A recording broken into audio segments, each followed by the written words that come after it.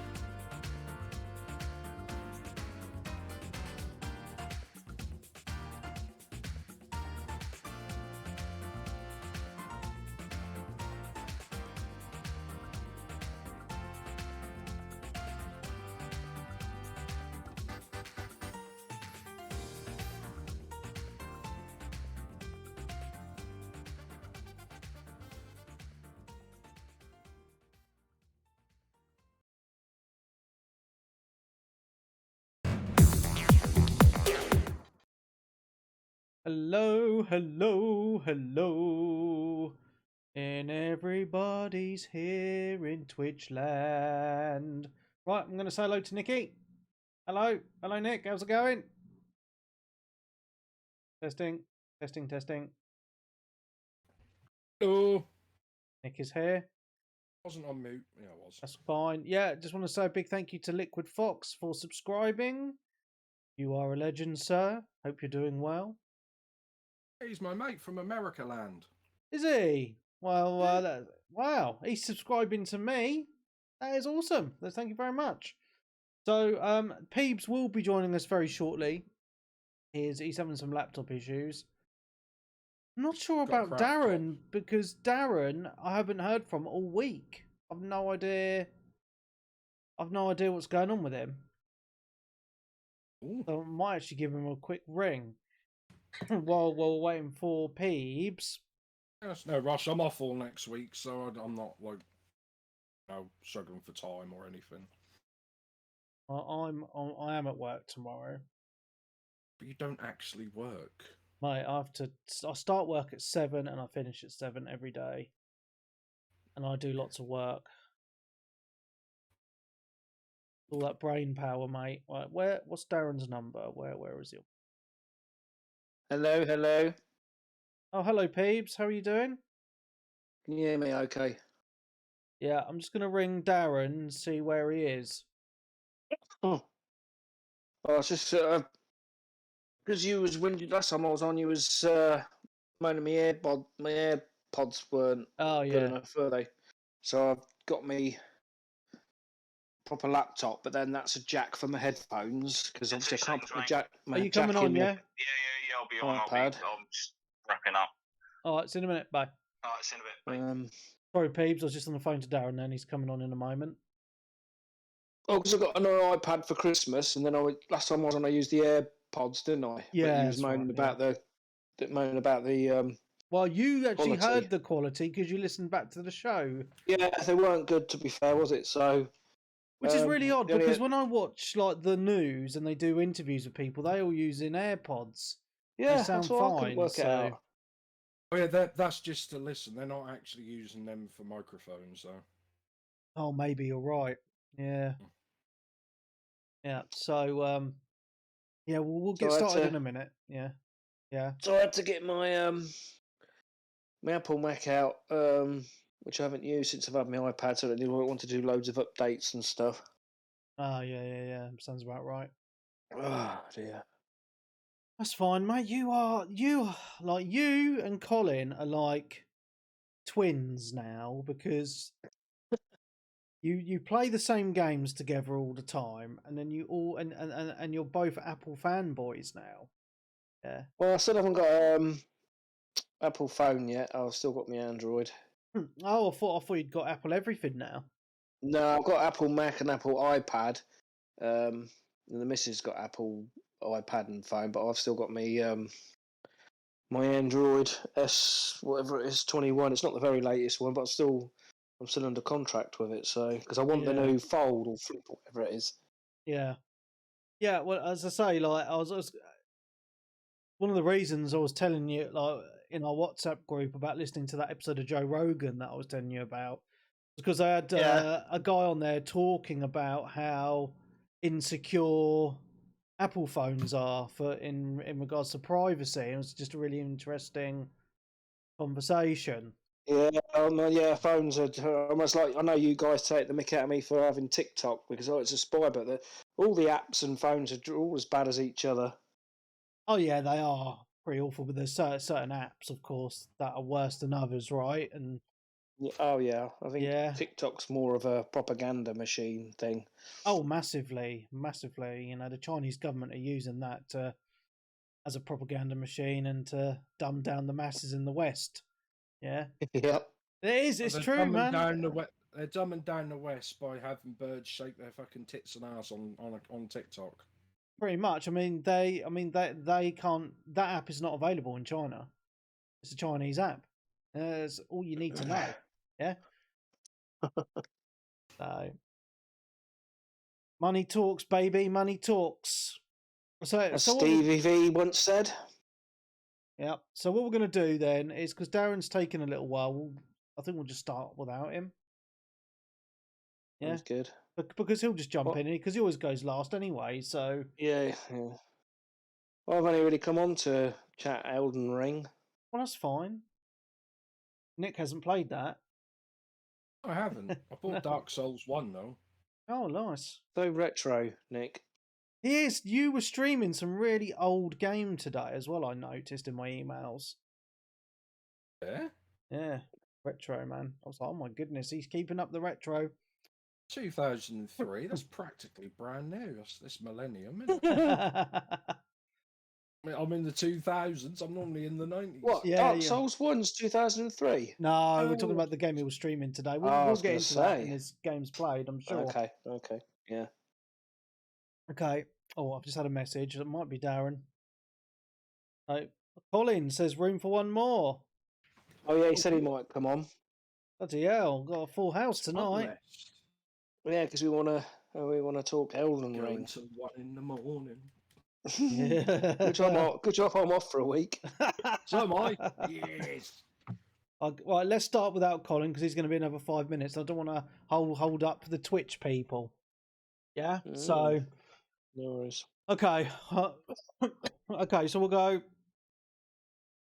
Peebs and Nick, and then we'll just chat shit. Yeah, about some games that that one of us has been playing until Darren and Colin turn up. All right. Yeah. Cool. All right. You ready? Yeah. And a 3, and a 2, and a 1. Hello and welcome to 360 Gamercast, episode 115 for Tuesday, the 22nd of March, 2022.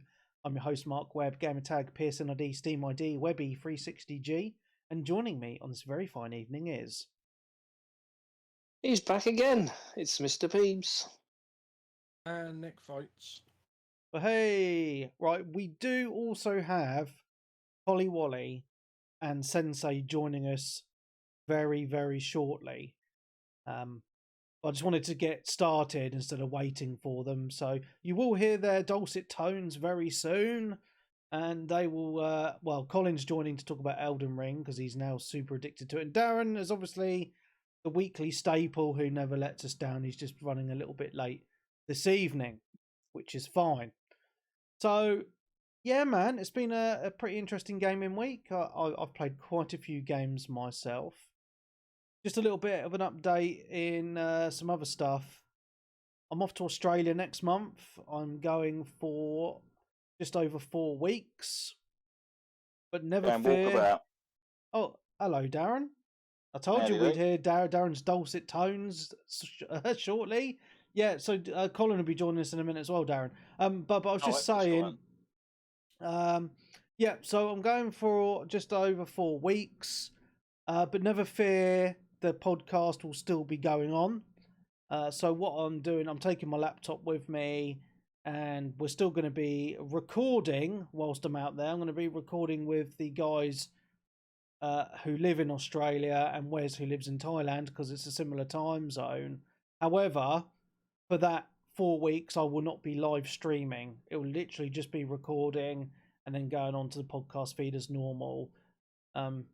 Just because if I live stream, none of the British guys will watch anyway, and that's like 99% of the audience, right? Because of the time zone difference, unfortunately. So what I'll probably do is I'll still be recording like the same video as the Twitch stream. So what I will do is I'll record and I'll put the video onto the YouTube channel, which is just search for 360 Gamercast on YouTube, so you can still watch if you like to look at my ugly mug on YouTube, or you can just listen normally on the normal podcast feeds. But yeah, just so people are aware, for the month of April and the first week of May, there'll be no Twitch streaming at all. So just be prepared for that if you're used to turning up every Sunday and listening live. Awesome. So I know Colin's not here yet, so we're not going to talk about any Elden Ring until Colin's here. This isn't a Patreon week anyway, so it doesn't matter what order we talk about things, right? So I know, Nick, you're not going to be talking much for a little while, are you? Because we're going to be banging on about Elden Ring for a while. So I don't know if you want to regale us with some of your retro goodness. That's up to you, mate. I think Collie's just pinged in, so. Oh, hello, Colin. How are you? I'm well. How are you, Jen? Sorry I'm late. That's all right. That's all right. So, okay, we'll scratch that order then, Nick. You can wait until after the Elden Ring chat then. Yeah, wake me up when you're ready. Yeah, we'll wake up in about half an hour. Okay, so Colin and Peebs are here, especially because they are loving Elden Ring at the moment. I've got some negative points I would like to say about Elden Ring in a bit as well. But I will get into that once we get the conversation going, right? But you know, Elden Ring has come out, and you know, it's been out a little while now, and we all thought, you know, well, we all knew it was going to be a good game, right? But I don't think anyone could have envisioned that, or especially in our community, right? Like it would become such a mega hit in regards to back in the old days. You'd look at your friends list, most of your friends are playing the same game. It's generating a lot of conversation. You know, we've got a dedicated chat room in the Discord, and since the day it's launched, that room has been the busiest chat room in the Discord as well, which has been really good to see, actually, to be fair. I've really, really enjoyed the conversations, the banter and all that sort of stuff. It's been really good. The co-op stuff has been going on between people helping each other with bosses and stuff, which has been really, really fun. So, you know, it seems to me like it's the first time in a long time that Elden Ring is like a game has generated so much buzz. You know, and it's just it is a bigger hit than what I thought it would be. And I've seen people playing and enjoying this game who I never thought would enjoy this sort of game as well, which is absolutely fantastic. And one of those people is actually our very own Collie Wally. Yours truly. Because when it come out, you were thinking to yourself, and you were talking in our WhatsApp group saying, "Oh, you know, shall I pick up? I don't know." And I did say to you, "Well, it's a great game, but I wasn't really sure if it was your thing." Yeah. And it's now become your, well, it's just all consuming for you, isn't it? Yeah. Dreaming about it. Can't concentrate at work because I'm thinking about it. Spending hours in addition to playing the game on the Wikipedia page, you know, the Extra Life wiki, you know, charting out what I'm going to be doing. It's taken hold of me, and I've been surprised because I've only played one Dark Souls game. I gave Dark Souls 1 on the 360 about 18 to 20 hours of playtime, and I just said, I chucked it in and said, I can't be asked. I just didn't like the lose all your souls, rinse, die and lose progress. Yeah. And so I was worried that it was going to be like having your balls in a vice over and over again and being super frustrated with the game that way. But then, another thing I'd like to spend 1 minute on is the whole George R.R. Martin connection, right? So it first got on my radar because of the George R.R. Martin thing. I don't see anything, I haven't heard anything in detail about what he actually did with regards to this game, other than they probably paid him some money so that he could to sell more copies of the game by attaching his name to it. I don't know. Am I just missing it there? Anyway, I mean that is a difficult one, right? But because the story of the game isn't shoved in your face like with most games, that it would be in like your cutscenes. Yeah, that's the typical way that stories are told in video games, right? Whereas this, you've got to look quite deep. It's all in the minutiae of the game, right? It's in some of the conversations with the NPCs. Yep. You pick up items and it gives you, a rundown and all that sort of stuff, right? So you find out the story kind of by playing the game and going to different areas and stuff like that, right? And if you just bang out the game and just do the just the few main bosses and get to the end, right? And you do there's 3 endings, but there isn't really much of a story there, to be honest. But if you spend time in the world, which is what you're supposed to do and explore and just enjoy it, you do pick things up as you do it, because a lot of the story is actually in kind of that is inside stuff that you don't need to do the game, and it does actually have quite a lot of lore to it. But as I say, it's not shoved in your face. Yeah, I would say it's worse than not shoved in your face. I think they should do more, actually. Like, the story is told, not like there are a few cutscenes in this game, but the story is really the story is really kind of told by talking to NPCs, right? And one of the things I'm finding is I'm having trouble remembering who I talked to, what was talked about, and where I'm supposed to go as a result. There is no quest tracking at all in this game, right? And so that's one thing that I do think could make it a little bit better. Is I'm coming off of Valhalla, and Valhalla does too much for you. It's icons everywhere. You know exactly where to go. You select which quest chain you want to be on. You push A, boom, it shows you on the map the exact same place, the next place you want to go. Yeah. And so that game plays itself for you. This is the other end of the spectrum. It doesn't tell you hardly anything, and you're just supposed to remember kind of where you're supposed to go. Yeah. And I feel like there could be a happy medium of, okay, give me one or two kind of things on my map that show me this is the next place you want to be. I don't know. Does anyone else feel differently about that? I feel Go on, Peeps. Well, I was going to say, they have a little update where they've put some of the NPCs' locations on the map now, but that's a little thing. Sort of what you sort of. I know you want more than that, because I was saying this to Colin in Party Chat the other day. It's you, like you were saying, you'll speak to an NPC and it gives you sort of a quest. Then you'll go and explore and forget all about that quest because there's no logging of it as such in your inventory or anything. So, and then you need to do something in that quest then to activate where the NPC is going to be again. But they can randomly appear. Well, not randomly. They appear in another part of the map. But unless you go to that map, or and the map's so big, it's. But I mean, it is more accessible than the previous Souls games, which is why I think I like it. Yeah, but it still keeps that element of a Souls game, if you like. But it is more. I mean, the bosses and the enemies are still just as hard, I think. But the way you can teleport from Graces, there's more of them.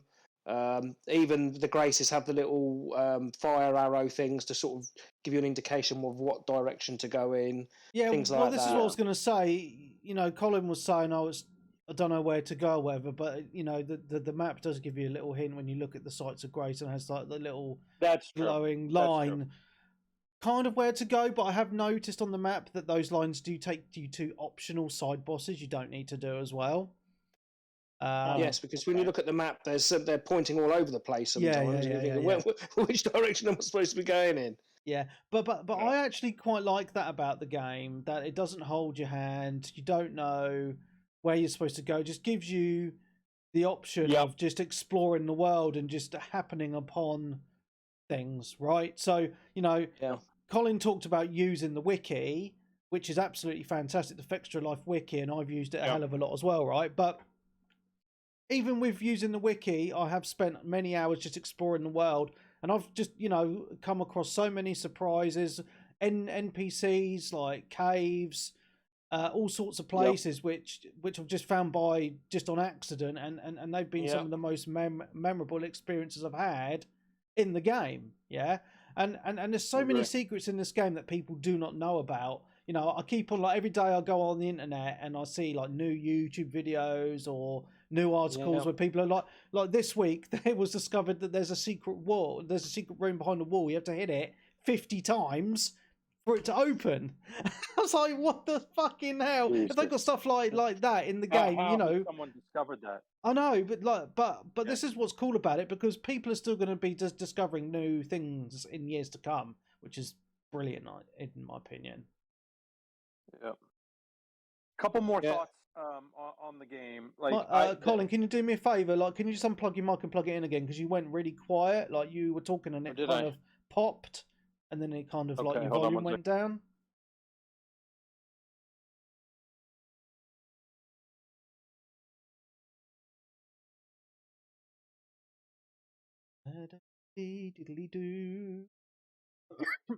Pardon me.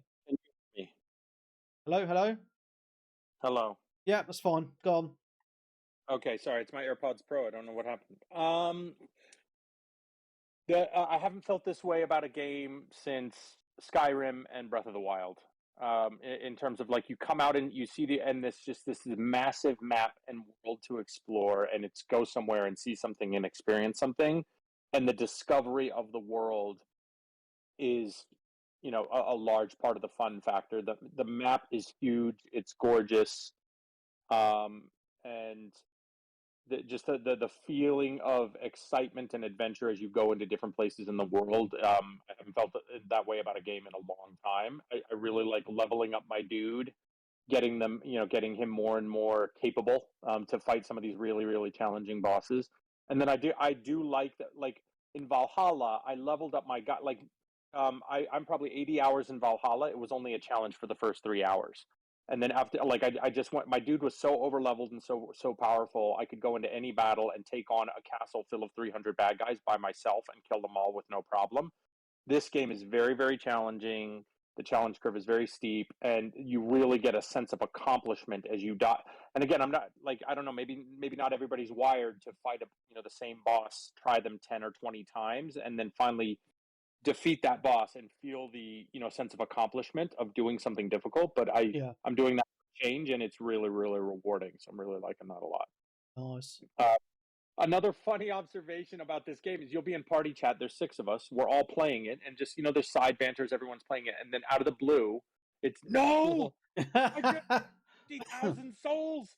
Like, or people yell, "You're joking! That's ridiculous!" or something like that. Like, there's just a lot of screams of like agony and despair as the game, with its brutal hard nature, surprises you and does something to you that pisses you off. But it's okay. Reload, go get your souls again, and try it again. Right? Yeah. So they've got something special here that they've created, and I'm really enjoying it. Yeah, because didn't previous Soul games not allow you to party chat?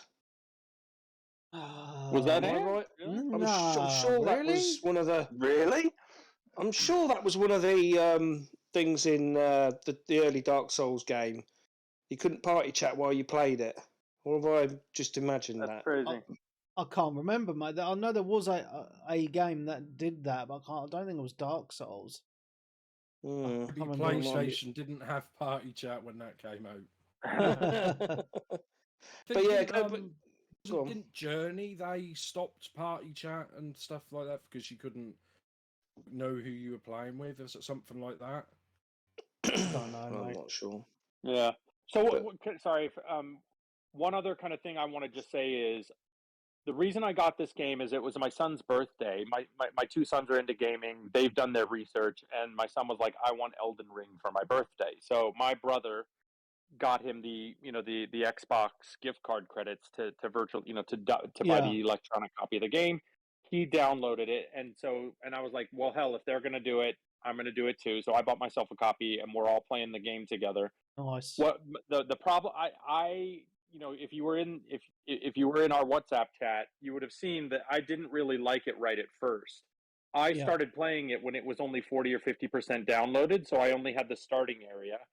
I chose Prisoner because his helmet looks cool, and so I'm running around in the tutorial, just finding the combat very dry. You're in a dark cave, and I couldn't access the bigger part of the game because the game wasn't fully downloaded. I couldn't open the doors and escape out of the tunnel after after the first boss killed you. And so I was like, this game's shite. It's very dry. The combat is meh. I want a refund. No story. Yeah, I want a refund. And so I had pretty much all but given up. And then I think I got some advice of try a different class before you give up. So I just said, what the hell? I'll try Sorcerer or Astrologer or whatever, because the magic build is supposedly a little bit more OP, and you can have an easier time being a spellcaster. So I did the tutorial at that and got through that. And by that time, the game was fully downloaded. And so I opened the doors, walk out into this big world, and it was like Skyrim, or what it was like Fallout. When you get out of the tunnel, and that moment when it's boom, the light hits your eyes, and there's this big world in front of you. Go out and conquer and explore it. And I was like, okay, I'm all the way in now. And then seeing the tree sentinel and getting, like, it's like there's some real danger out here. Be smart. There's things you're not ready for yet. Go here instead. And being smart about the way you play your game. Hearing the advice from the community, I think, really helped me a lot. Otherwise, I would just be banging my head against the wall with the difficulty. And so shout out to a few people in the community, Elliot, Urban Big P, and everyone else in the Discord chat who's been super helpful, like that, about, hey, this is what you should do next, or yeah, I had trouble with that, do this instead, or go get this weapon here. I've never seen the community as helpful and willing to talk about this game as I in a long time. Everybody's giving each other advice and being super helpful. So kudos to everybody who's been doing that. Yeah, and that was really good because I've had Urban Big P come into my game a few times and help me out on a couple of bosses, which has been really helpful as well. So that's been good. I do want to say though, I mean, I've been cheesing the game a little bit. I've been farming, and I'm now like a level 152 or something stupid. But even at that high level, well, before I go on to that, right? They did an update this week, right? And the game sucks because I had a bit of a meltdown, and right, and I just want to explain why, right? So it's predominantly a single player game, right? And I looked online at the Fextra Life wiki, and they were like, right, this sword, the Sword of Night and Flame, is the best sword. You need like high faith and in intelligence as well as strength for this sword. So I was like, right, okay. So I went and got the sword, and I'd already had to do my level stats already once. I had to respec my character once for this weapon, and then I had to go and you know how hard it is to get the shards to upgrade the weapons as well, right? It's a pain in the ass, right? So I spent hours like getting all the shards and all that bullshit to upgrade that weapon to like +9 or whatever, and I'd respect my character in that. And I was doing all right with it, to be honest. I was really enjoying it. It was really, really good. And then before the patch come out, I was stuck on a boss fight. I'm still stuck on it now, called the Godskin Duo, and it's renowned as being actually the hardest battle in the whole game. And oh man, I couldn't. I mean, I was getting really close with the sword to defeating them, and then I gave up. I was like, I need a break from the game for a day or two, and obviously the patch dropped. So I tried the boss again, right? And it was literally like doing chip damage compared to what I was doing before. And I was like, what the hell is... And that is why I got so annoyed. I was like, for fuck's sake, I'm not doing any damage now. You know, and it really pissed me off. So I had to put the game down and fucking calm down. So now what I've had to do is again, I've had to go and get another one of these stupid tier things to go and respec my character. And then I had to spend a larval tier. Yeah, so I had to go and get one of those. I had to go and fuck around, get it. So I respect as a magic build because they're, you know. So I had to mess around for ages, go and get the bloody somber stones, respect my character, go and get the blue beam of death spell and all that bollocks, which took me absolutely hours. So I'm now actually respect and I've got all that bollocks, but still, I cannot beat the Godskin Duo. It is that like every time I do it, I get a little bit closer. But I've literally done that. I've done that boss battle over 20 times, and I still can't beat them. And the other problem is, right? You know, you use your phone calling doodad to get people in to help you, because this boss battle is so shit. There's never any gold summoning things on the floor, so you're stuffed. Unless you can find someone on the Discord to help you do it, you're on your own, So, I don't know, man. I mean, I'm really high level compared to like other people who've beaten them. Elliot was like, "Oh, I did it on my third go." La la la la la. I was like, "You fucking wanker, shut up!" But he got people in to help him because obviously it's the PlayStation is the more popular platform. But it's literally like I've tried it loads of different times of the day, in the evening when it's going to be popular. I never see a gold summoning doodad. So I don't know. I'm kind of stuck at the moment, which is a little bit frustrating. Whereabouts is that boss, Webby? Oh, it's far and it's past the Mountain of the Giants. So after you've done that, I'm gonna say because I know Cram the Man, he's completed it. I know I see on Twitter he was having trouble with the last boss, but I think he's completed it at level 145. So you're actually higher than the level he is. When he's completed it, so you should be ready to complete the game now. Yeah. You're quite close, aren't you? I am quite.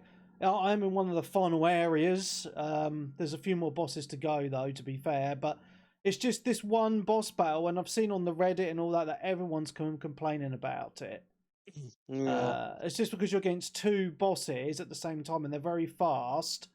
And and like even at my high level, I mean, I put so much points into my health, and I can still get killed in 2 or 3 hits. Can you summon spells in there? Summon your ashes in there? Because I find that's but they've nerfed the ashes as well, haven't they? Yeah. So they're not as powerful anymore. Yeah. So I mean, I'm pretty sure I'll get it done with a little bit of luck, but at the minute, it's just very frustrating.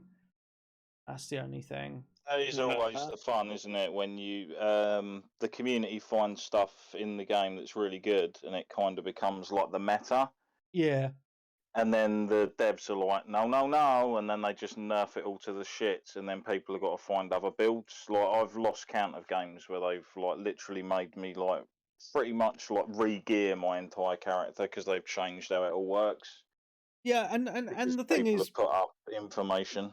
Yeah, and the thing is, right, and I know they've said, oh yeah, but the game, you know, people can invade other people's worlds and blah blah blah. But in my mind, it's like it's predominantly a single player game, right? You've made the game like this. 99% of it is single player. Yeah. So you've already put all these weapons and shit in, right?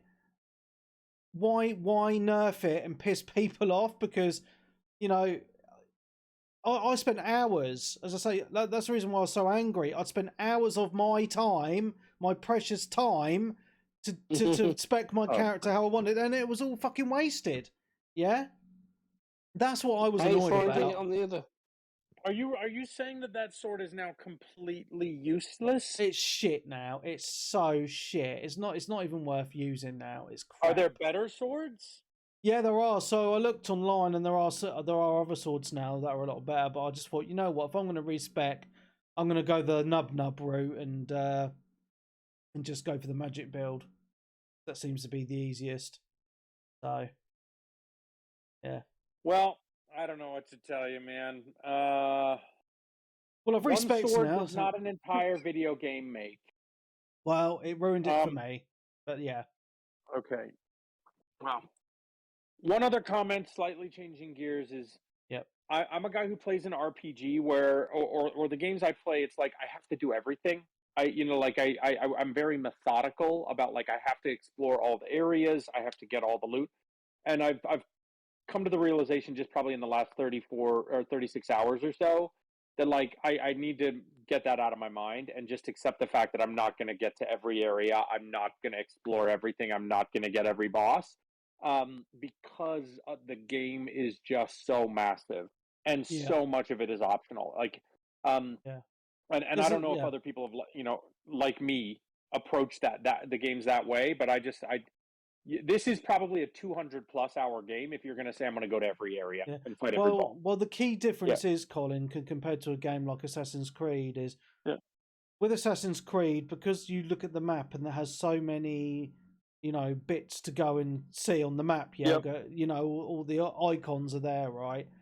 In my mind, when I'm playing an Assassin's Creed, having that on the map, it kicks in my OCD, where I have to clear all the dots on the map. Whereas on this, because those dots aren't on the map, it makes me in a weird way feel more relaxed about exploring the world, because things just come to you naturally then, right? Yeah. You know, and you're not spending most of your time looking at a mini map or a map. You're just actually looking at the world, and then you know, you're soaking it in a lot more. Yeah. So, I agree.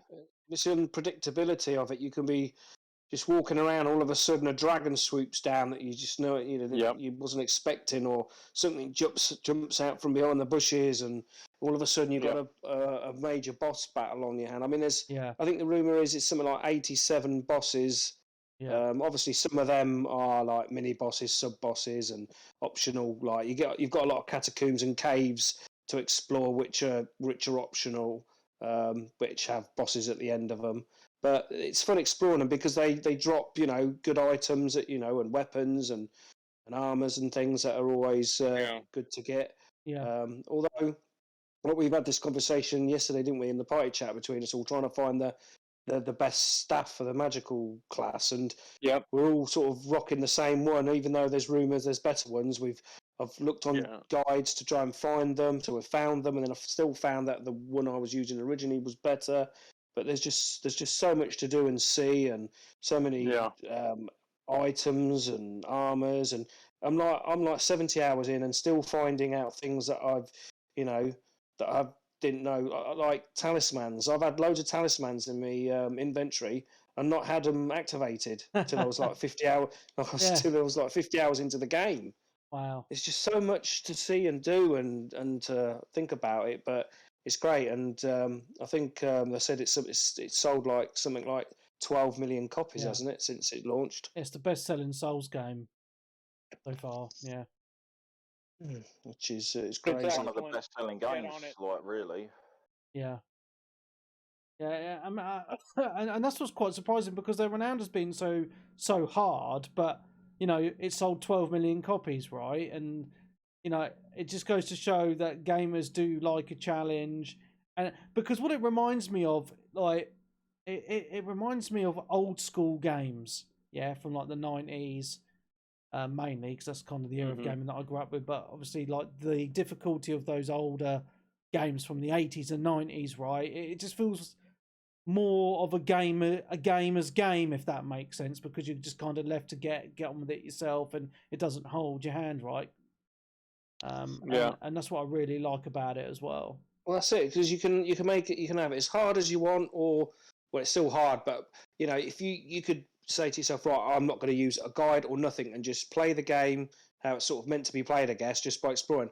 Or you can take the route where you're right, I'm going to have a YouTube video up, or I'm going to look at the wiki. And I mean, that wiki is a godsend, because if it wasn't for that, then you would miss half the, like, even when you're trying to find, like, even an NCP that is an optional NCP that you might have just randomly bump into, or you could completely miss them and not see them the whole game.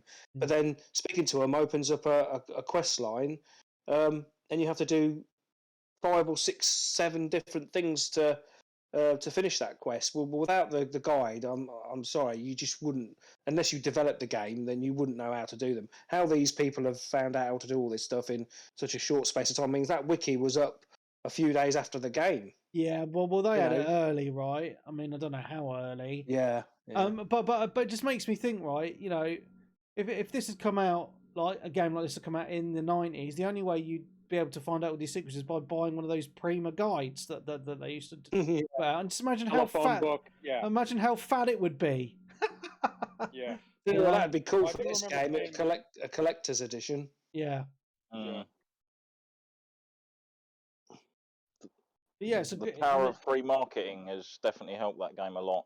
Oh yeah, 100%. Word of mouth.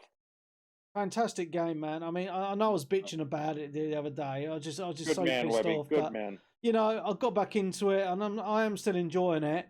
But I've actually played it less hours than you and Peebs for sure. Yeah, and I don't know how. Tell me about the spot where you went to the bird and cheesed the bird for 10,000 souls every time. Yeah, so there's a spot in the underground. You need to look at a walkthrough to figure out. Sophia River or something. Sophia River.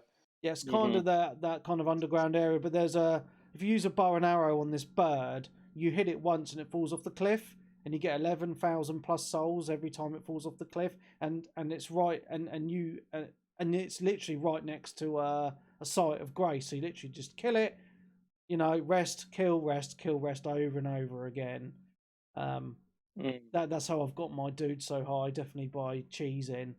But yes, and I use that cheese spot, and I have the golden scarab as well, which gives you 20%. Yeah. Nice. I need to get the golden scarab. I get 13,500 souls for every that time I kill that bird. Yeah. Excellent. Damn.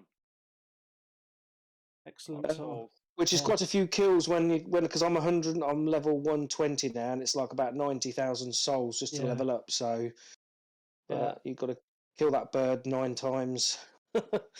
Yeah, to level up. It doesn't take long. I mean, I spent. No, it doesn't. I spent about an hour on just doing that the other day while I was just watching something on the tablet. Just wearing away. So, there is an option to do it, but I have found that leveling your character, I mean, doesn't really do as much as what you think it would do in like in a traditional game. Like every level, stats go up like 1 or 2 at a time. Yeah, not by much at all.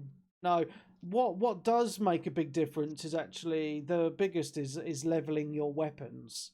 I've found makes the biggest change to attacks anyway.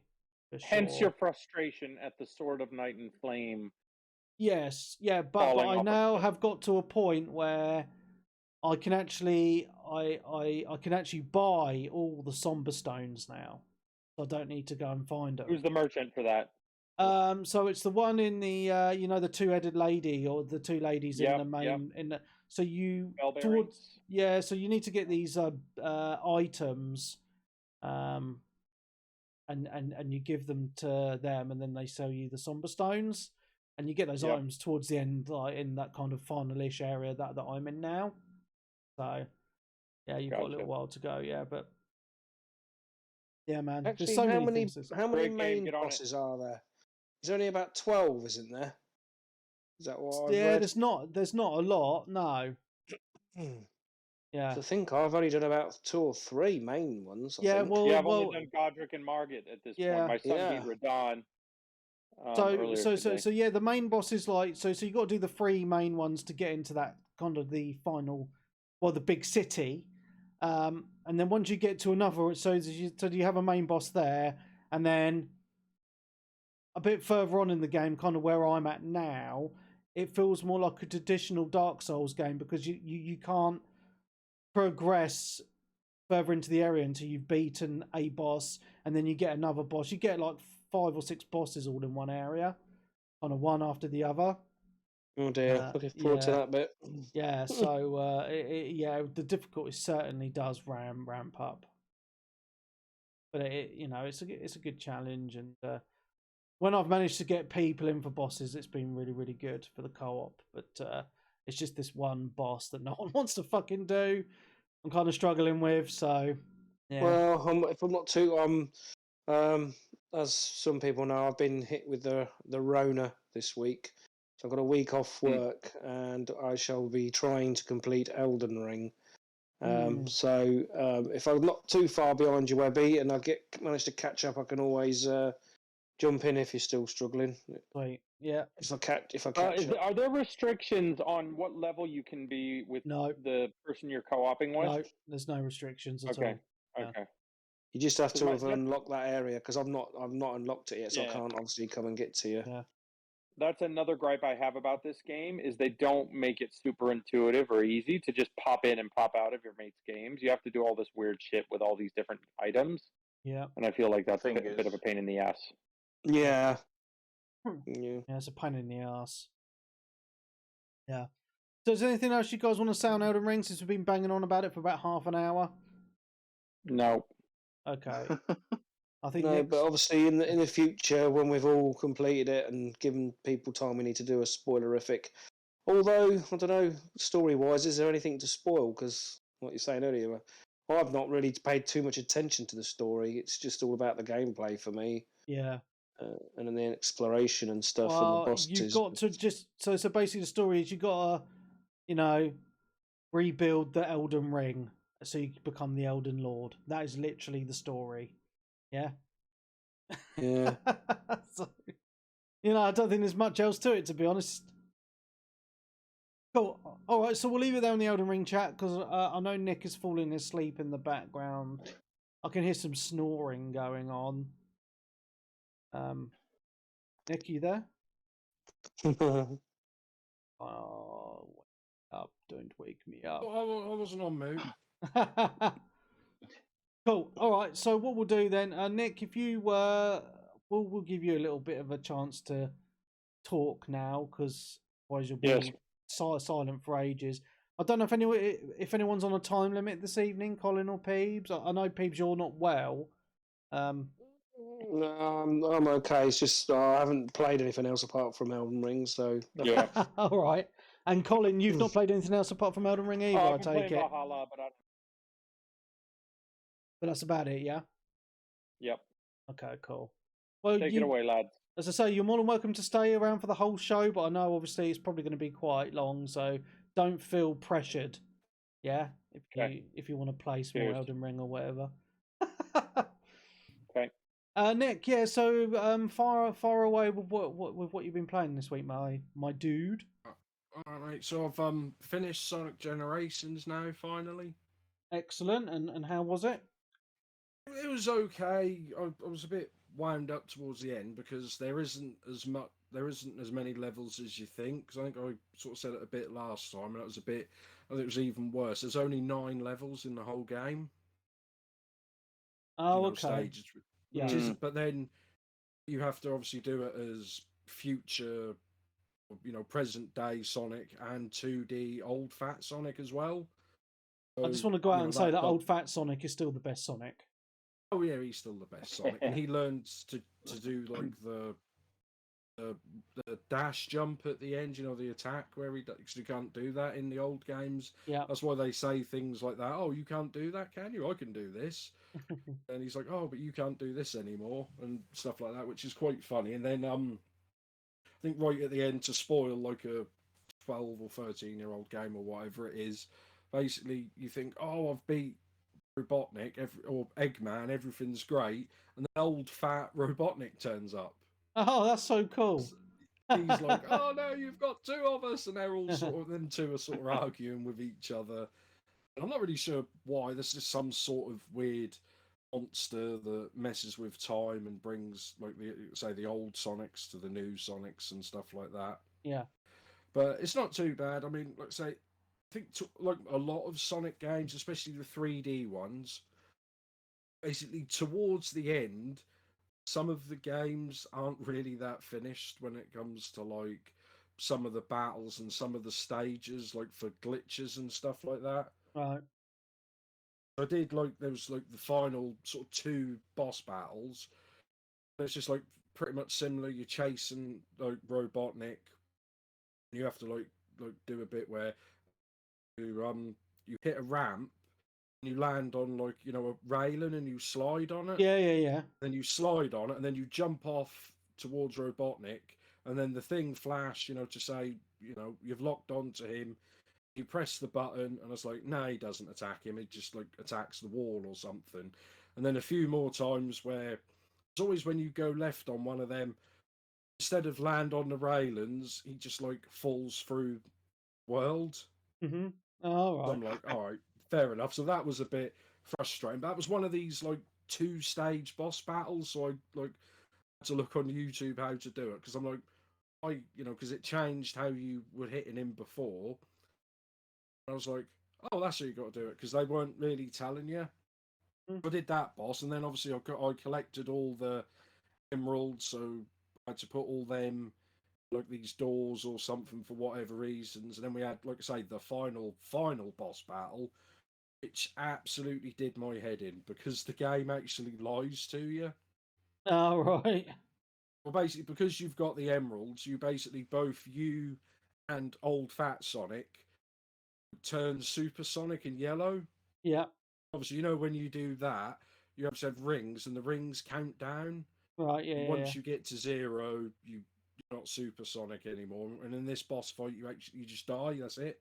Ah. Because you're like flying through holes and stuff throughout time, and the boss is like throwing stuff from the game at like stuff from Green Hill Zone and stuff like that, which you have to sort of dodge and stuff, but you're actually controlling both Sonics at the same time. Oh, bizarre. Okay. And I couldn't work out, and I just kept dying straight away, and I'm like, because it wasn't giving me any more rings. Mm-hmm. Basically, there's a bit where the boss will go out of the wormhole, and you've got Knuckles and Amy and all his friends all shouting at you, and they go, "Quick, switch to 2D Sonic!" So then you press Y, and then it flips over to, like, a 2D version. Mm-hmm. I'm like, I don't know why you've asked me to do that. Nothing seems to happen other than the fact I die. I did that for about 45 minutes, just sort of getting wound up. I'm like, what am I doing wrong? And I Googled it, and like I say, and I watched a YouTube video. Even though the characters tell you you've got to switch, don't switch, because if you do switch, you miss. That's when they give you the rings, so you can carry on. Oh, okay. I'm like, oh great! So the game just completely trolled me, and everyone. Because like I was streaming that last night, they were all like taking the piss out of me in the Twitch chat. So, oh, the game's trolling you. Nick can't play a kid's game and stuff like that. And I was just, it's a really good idea, and I think that is one of the better Sonics. I just think they probably should have they padded it out too much with all doing the time trial levels. Because like I say, at the end of every 3 stages, you had to do a boss battle, but to get into the boss battle, you had to do all the time trials to get keys to get into the boss battle. Oh, okay. And that was the same levels again, but this time another Sonic is chasing you, or you have to finish with 100 rings, or one of the characters throwing bombs at you and stuff like that. It's like they're just making me play the same levels over and over again to like make the game longer than it would be. Because if you didn't have all that, you could probably beat the game in 2 hours, maybe, not less. But I mean, it's okay. I still probably one of the better Sonics as well. I mean, obviously that's a lot better than Sonic 06. I think that's noted as like probably the worst one they've ever made. Like, because they said it wasn't finished, and Sega and all that said, yeah, it is, and apparently they just stole the beta discs and the code and just printed them. That's what a lot of the devs said. They just said, no, it's coming out, and they did not care. That's fucking awful.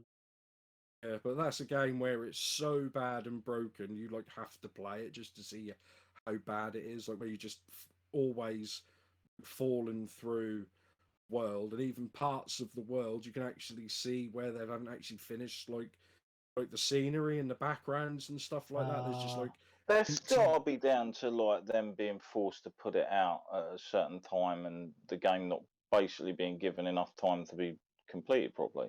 Yeah, like I said, it wasn't. And finished. obviously, if the devs were like, they stole the code at like 1:00 in the morning, and like all the devs knew it wasn't ready. I mean, that happens now, doesn't it? Maybe not as bad as that, but every game seems to need like patches and updates and stuff like that. I think Elden Rings has been fairly decent, hasn't it? But that's until they nerfed my sword. I think wasn't Elden Ring originally? It was pushed back for polishing as well, wasn't it? Yeah, it was. Yeah. I think it was only about a month, wasn't it? 3 weeks, something like that. Yeah, even so, like, it's amazing what you can manage to do in that small amount of time. Yeah, definitely. Sometimes. Yeah, but I think especially when you get to the end and everything comes together, that's when you see things aren't working, don't you? The last 6 months is more hectic than the first 2 or 3 years of making a game. But... yeah. Cool, man. That's done. I've also been playing a lot of Horizon 5. I'm trying to finish it, or I say finish it, to get all the barn finds. Oh yeah. I can't get the last one to unlock, and I don't know why. Oh. I've done. You might set it up. Again, sorry, you broke up there a bit. I said, have you looked it up to see how you unlock it, or? I did try, and there's just like loads of people they just tell you where the barn finds are when they unlock, but they still don't tell you like how to unlock them and stuff like that. It's just like I've done pretty much every race in the game, all like the main story stuff, all the the street races, the cross country races. As far as I can see, everything is done, but it won't unlock.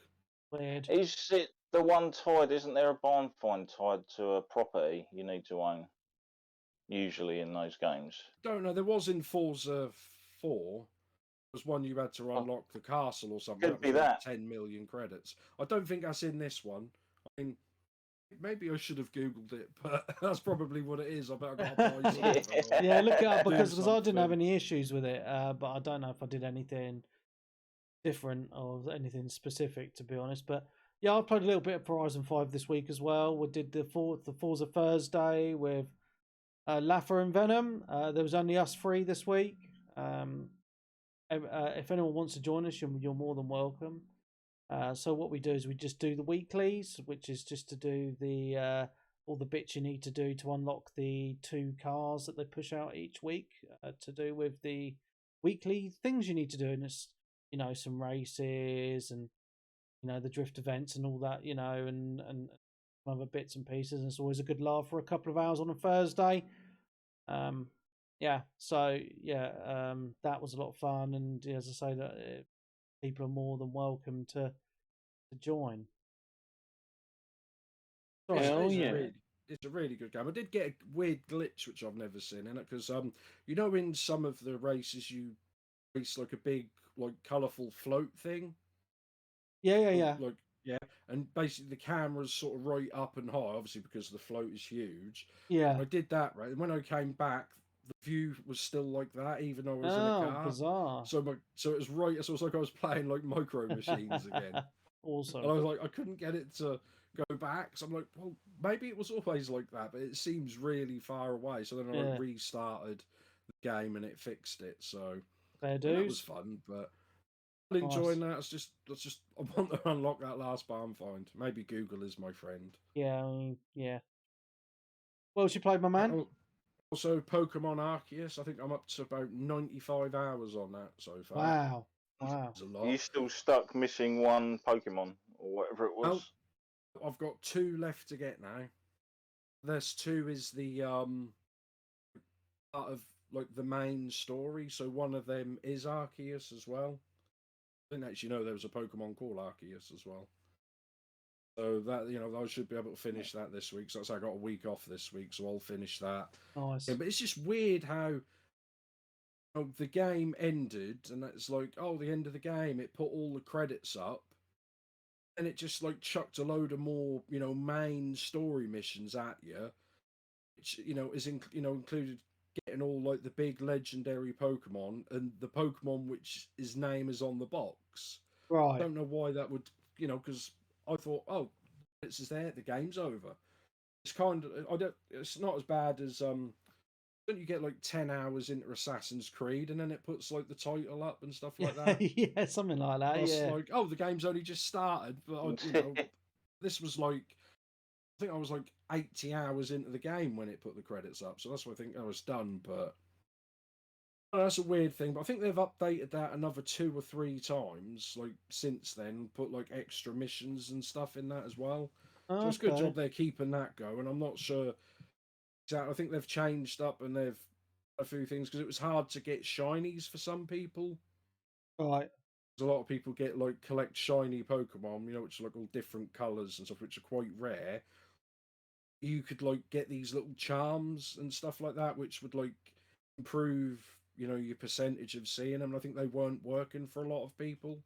Oh, okay. And obviously, you know, bug fixes and stuff like that. But I remember I was watching my mate who was streaming this, and he finished it really quickly and got all the Pokemon.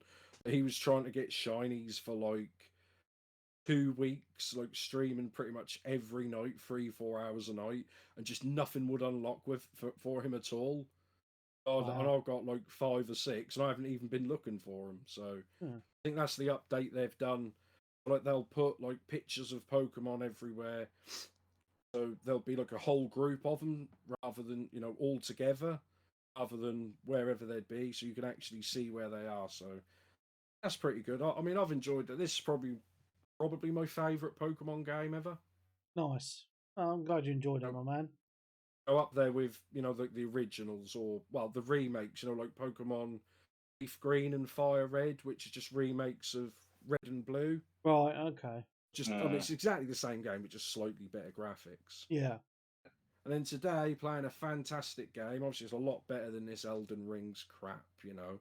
I I've been playing this on Xbox, original Xbox, Lord of the Ring, The Return of the King. How old is this? Very old. It's the movie tie-in of the the game tie-in of the game. No, I said that completely wrong, didn't I? Yeah, I'm sure I had the two. I've still got like somewhere the Two Towers on the GameCube. That's how old that was. I've got them all. I mean, they brought one out. I mean, I don't think they actually do that anymore. I haven't seen as many where they'd bring a game out at the exact same time as a film. I don't think they do that as much anymore. I know they'd have done like Spider-Man and Marvel and stuff like that, but I think the actual movie tie-ins have pretty much died a death now. This one, I mean, I think, some of them like they weren't particularly doing very well, were they? After a while. I don't think they cared. They just thought, "Oh, you've watched the film, have you? Well, give us 40 quid for a game." It looks awful. I was watching the video now. Like, oh my god! Seriously, I thought it looks brilliant. Oh my god, it's hurting my eyes looking at it. It looks better than some bloody PS5 games, man. Oh wow, look at it. Oh. You need to get your eyes tested, Nick. Yeah. That must be the PS2 version you must be playing, not the Xbox version. That must be what it is. But I mean, yeah, obviously it's an older game, but if people are watching it on your phone, you're not going to see. If you watch it on a big screen, it does look a little bit. But I mean, it's good. It's got it's got all the music. It's got all the characters in it, and the way they saved money from having cut scenes, is they just put footage from the film into it. Oh right, okay. So I was like, "Oh, it's the film. Oh, that's great. That's pretty cool." Yeah. Which was it's good, and that's like they're saying the same things they say in the film. So I don't know if they got the voice actors back or they just like cropped the line they said in the film. Okay. Now you still can't beat stuff like, was it the Rambo game where they just like recreated the film scenes but in the game engine but using the audio from the film. Oh, that's funny. That's pretty. Yeah, I mean I'm playing it on. I mean it's the original Xbox, but that works on 360. It's backwards compatible. Yeah. So that's a lot easier because my original Xbox, I haven't got that modded yet for HDMI. Right. Oh, okay. Stuff like that because that's harder to get. I mean, you can sort of get some like really crappy cables, and that would look really terrible. I mean, more terrible than what you put up on the Twitch, but I was enjoying it. That's a bit of a laugh. I mean, you can actually. I mean, if you look at the character models, they do kind of look like they're movie people. Some of them walk sort of the same as well. I mean, I've only played about the first 4 or 5 levels. Obviously, this is the 3rd film. It's pretty basic. You've got like a quick attack, a hard attack. Some enemies, like you can't attack them with a quick attack. You have to use the hard attack because you can't break their shield, sort of thing. Yeah. And then she's like very basic, like unlock stuff, like unlock more health, unlock this move, unlock whatever, and stuff like that. So I mean, you get to, from looking at it, you get to play as pretty much all the characters. So I played as Aragon, and a little bit afterwards I played as Gimli, and then Sam, Samwise Gamgee. Yeah. You get to batter people with like a frying pan. Yeah, well, no, but for some reason he was he was more powerful than Aragon in this. He's running around as a little hobbit with like 2 swords, and he's smashing shit up, man. And I was really enjoying it as him. Sam's the MVP of that series, in my opinion. He's brilliant. That's what That's what I had my Twitch stream title was. Stupid Fat Hobbit. That's what Gollum call him in it, don't you? Smeagol or whatever his name is. But that's good. That's just a laugh, and I hopefully won't get in trouble because they think I'm playing the films, and they are quite low res video, of the film, isn't they? Yeah. They're like 360p or whatever they are. It might even be less than that, but it's an enjoyable game. It's just sort of like switch your brain off, have a bit of a laugh in it. Yeah, man. Nice. So like if you had that Elden Rings with an easy mode, that'd be this game. Well, I'll be talking about a game that's trying to be like Elden Ring, but super easy in my games played. But yeah, man. I mean, I love the fact that you do play retro games because it always brings back memories for me of games that I played back in the day, even though I never played this one in particular. But it just goes to show, like, some movie games are really good and some are really bad. Some of them were just released just for the sake of it, and Yeah, some yeah, weren't. yeah. I mean, these were No. fairly decent. Yeah. So this, I mean, I don't know. People saying in the chat, a few people who liked them, they were like, "Oh, they should remake these games." I was like, "Well, that's never going to happen, No. is it?" Because I think EA had the license for Lord of the Rings at the time, and so I don't Yes. even know. Yeah. EA are losing Who's got the- licenses left, right, and centre, aren't they? I mean, Plus, with yeah. Tolkien stuff, the licenses for that to acquire is really difficult. Right. Stuff like that, because Yeah. I was reading up, they were saying, they got the I know it's not games thing, but the Lord of the Rings Amazon TV show, Oh, yeah. or Power Ring, or whatever they've called it. That's coming out soon, right? Or Yeah, well, they've sort of upset because they agreed to buy only a certain amount of rights, so they could, they can call this, they can say that, but they can't mention certain main characters from the films and stuff like that, All from right. Lord of the Rings lore and stuff like that. But for some, apparently they've now bought the rights to the Hobbit Oh, okay. story, so so that's upset the people. So how can some people own the rights to the Lord of the Rings, but different people own the rights to the Hobbit and Oh, it's stuff like bizarre, that? isn't So it? they're sort of so that's just all politics. Well, I take it that the guy who wrote all these books, he's long gone, isn't he? Yeah, it's his family Yeah, just selling he's off the long rights, gone, aren't and they? Just making loads of money out of it. His son's long gone as well. Well, not long gone. Died a couple of years back Mm. or so. Yeah, so that's just. He was like the last custodian of the work, and sort of like now everyone is like free for all. Yeah. But they have weird. In theory. Like I say, they have weird things and rules for stuff, even when they have the licenses. Like, so I was watching one of those, those Watch Mojo videos and stuff like that. Yeah. And it was like the 20 weird things like TVs and movies couldn't do, even though I had the license. So like when they had Smallville, which was like Superman and stuff like that, he wasn't allowed to fly ever and have a cape or something like that. So And, like, weird. Gotham, you weren't allowed to call him something, like Dark Knight or something. There was so many weird rules that they had, even though they'd paid probably millions of pounds for licenses, they still weren't allowed to use certain parts of it. Well, it's you could even go back as far as like the fact that Marvel couldn't use the word mutants because like Fox owned X-Men at the time. Really? Sony owned Spider-Man, so they weren't allowed to have Spider-Man in Marvel movies until they came up with an agreement, didn't they? But stuff like that. I think like a very profitable one for Sony. Yeah, that's true. I think that's why they got very salty after that. But like that, hasn't the new one made like 1.9 billion? Wow, like at the box office. That's insane. I think it's about to eclipse Endgame. Wow. And we're kind of like in a pandemic still to a degree, so there are less people willing to go out to the cinema, I guess. But that did upset quite a few people because, the other movie studios, because some of their films flopped, not because of the pandemic, because the films were just crap, like the new Matrix and some of the other ones, and they were like, "Oh, it's just because of the pandemic. Every movie's struggling, and then Spider-Man comes along and just smashes it." And they're like, "Oh." And they just get jealous and salty, don't they? Yeah. If you build it, they will come. They pretty much gave everyone what they wanted with that film to a degree, and people came out for it. Yeah, I mean, even though it's not out yet, I've watched it another 3 or 4 times. Well, I've not even seen it yet. I need to watch the film before it still. Load it up on an iPad and watch them when you're on the plane, won't you, Webby?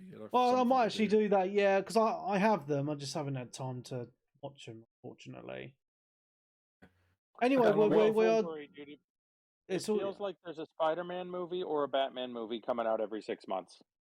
So don't worry about it. Yeah. I'm going to see Batman next week, actually. Nice. Even though that'll be on HBO Max in like another 2-3 weeks. Anyway, should we get back into the games? Yep. Well, that's me done. Okay. Darren, then. Well, I haven't done a great deal of gaming this week due to work-related stuff. Oh. But I did finish the Assassin's Creed Valhalla Dawn of Ragnarok DLC. Oh, interesting. It's I spoke about this on last week's Patreon episode. Yeah. It's roughly, I would say, about the size of France plus a little bit of Ireland in size of the actual game world you can experience. Nice. Okay. And I finished everything in it within Wow. about 30 hours. That's a big So it DLC, doesn't- man. Well, it sort of is. 30 but hours is a long surprised old... it didn't, isn't it? Yeah, but when I'm thinking of that, it's like 32 quid. Like, this is the thing. I Ah. don't think it's worth that kind of price. Like, fair enough, yeah, you got a sort of unique armor set and whatnot, and weapons and mount. Right. If you got it before a certain date. So if you took that into effect, you could say it was about 25 quid in theory. But the combined size of the Ireland DLC and the France, I've really enjoyed the France story and campaign and stuff. It just had interesting sort of characters and stuff in it. They're both bigger. Like, both of those together is bigger than this, and I think this was more expensive. Wow. Because I believe the original season pass was only about, say, 20, 25, 30 quid. Right. Okay. So anyway, this you journey to the dwarven village world of like Solheim or something weird like that. I'm probably completely getting that wrong, but there's so many different realms in like Asgardian and sort of like Viking mythology and stuff. But you basically live through this adventure that you go on as Odin, who's basically tracking down his son Balder, who's been taken. Awesome. While you're in this place, you can kill certain enemies to absorb up to 5 different abilities that you can use, unfortunately, only in that world. Right. So you can only use those powers when you're in the dream world. So you can turn into a raven and fly about to reach high places or just to get across the world quicker. You can make yourself covered in sort of like a shield of lava, so you can walk through like molten areas without taking damage. You've got like one where you cover yourself in an ice cloak and you can teleport using arrows, but only between sort of points. They're mainly used for puzzles. So it's like, oh, you're going to need this power to get through here and whatnot. There's armor sets to unlock, some of which are pretty damn cool. All of your gear now, I believe, even... Actually, no, is it just with this? I'm not sure. But you can upgrade with this all of your gear to divine level instead of legend or mythical or legendary or whatever it was last time. So it goes to like a sort of aquamarine emeraldy colour, which gives you an ability in the dwarven world of like you take no full damage. So you can literally fly all the way up to this like floating island in the sky and rip something out of it and then just dive off straight back to Earth. Take no damage. Only downside I can say to this DLC is if you've done any of the mythical parts in like the original Valhalla game, etc., you'll know that Odin's a bit of a dick. Oh yeah.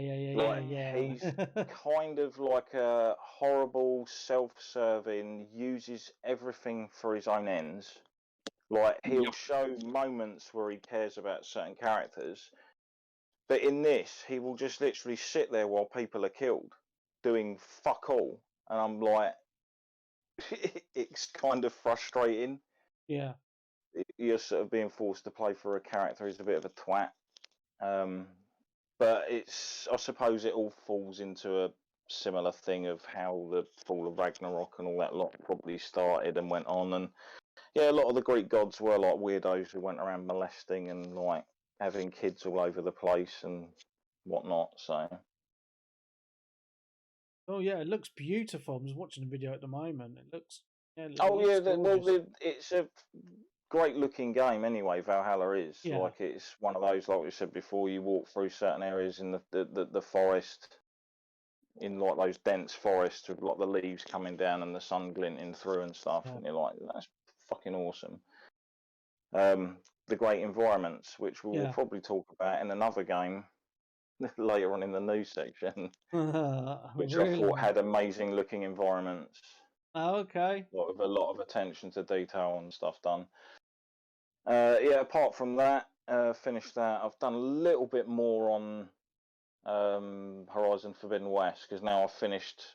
I kind of wanted to just get that done. Once I'd started the Valhalla DLC, I just wanted to get it done quickly so I Yeah. could get back to sort of other games.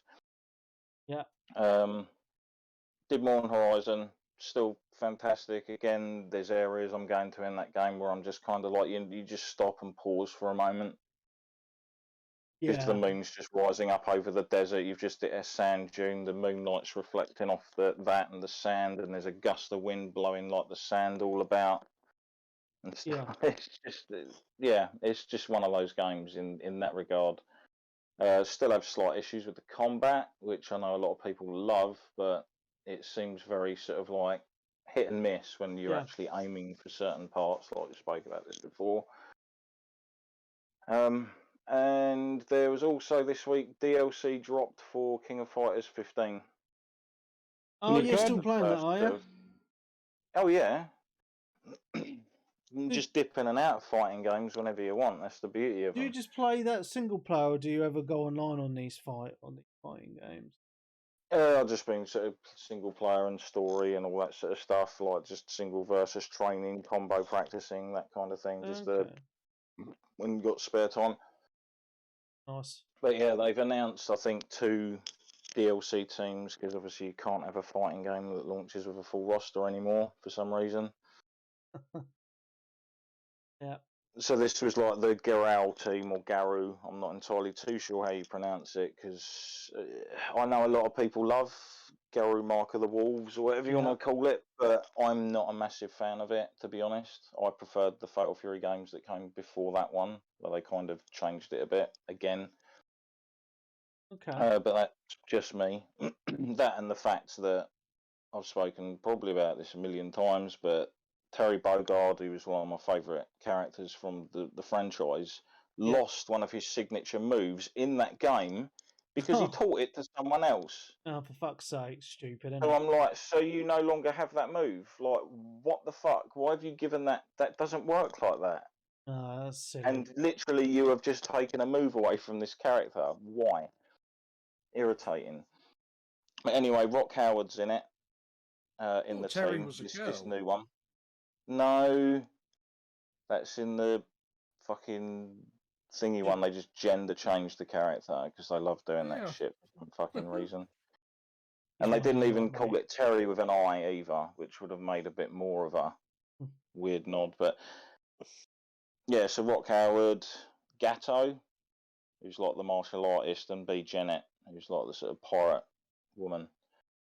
So they're the first 3. I've just been mucking around with them, using them. They seem pretty awesome. There was an issue I saw on the day of release that the Steam version of the game had a bit of an issue with the DLC because people weren't able to access it pretty well Oh, for the okay. first few hours or something until they sorted out some issue with the store. Okay. You know how it goes.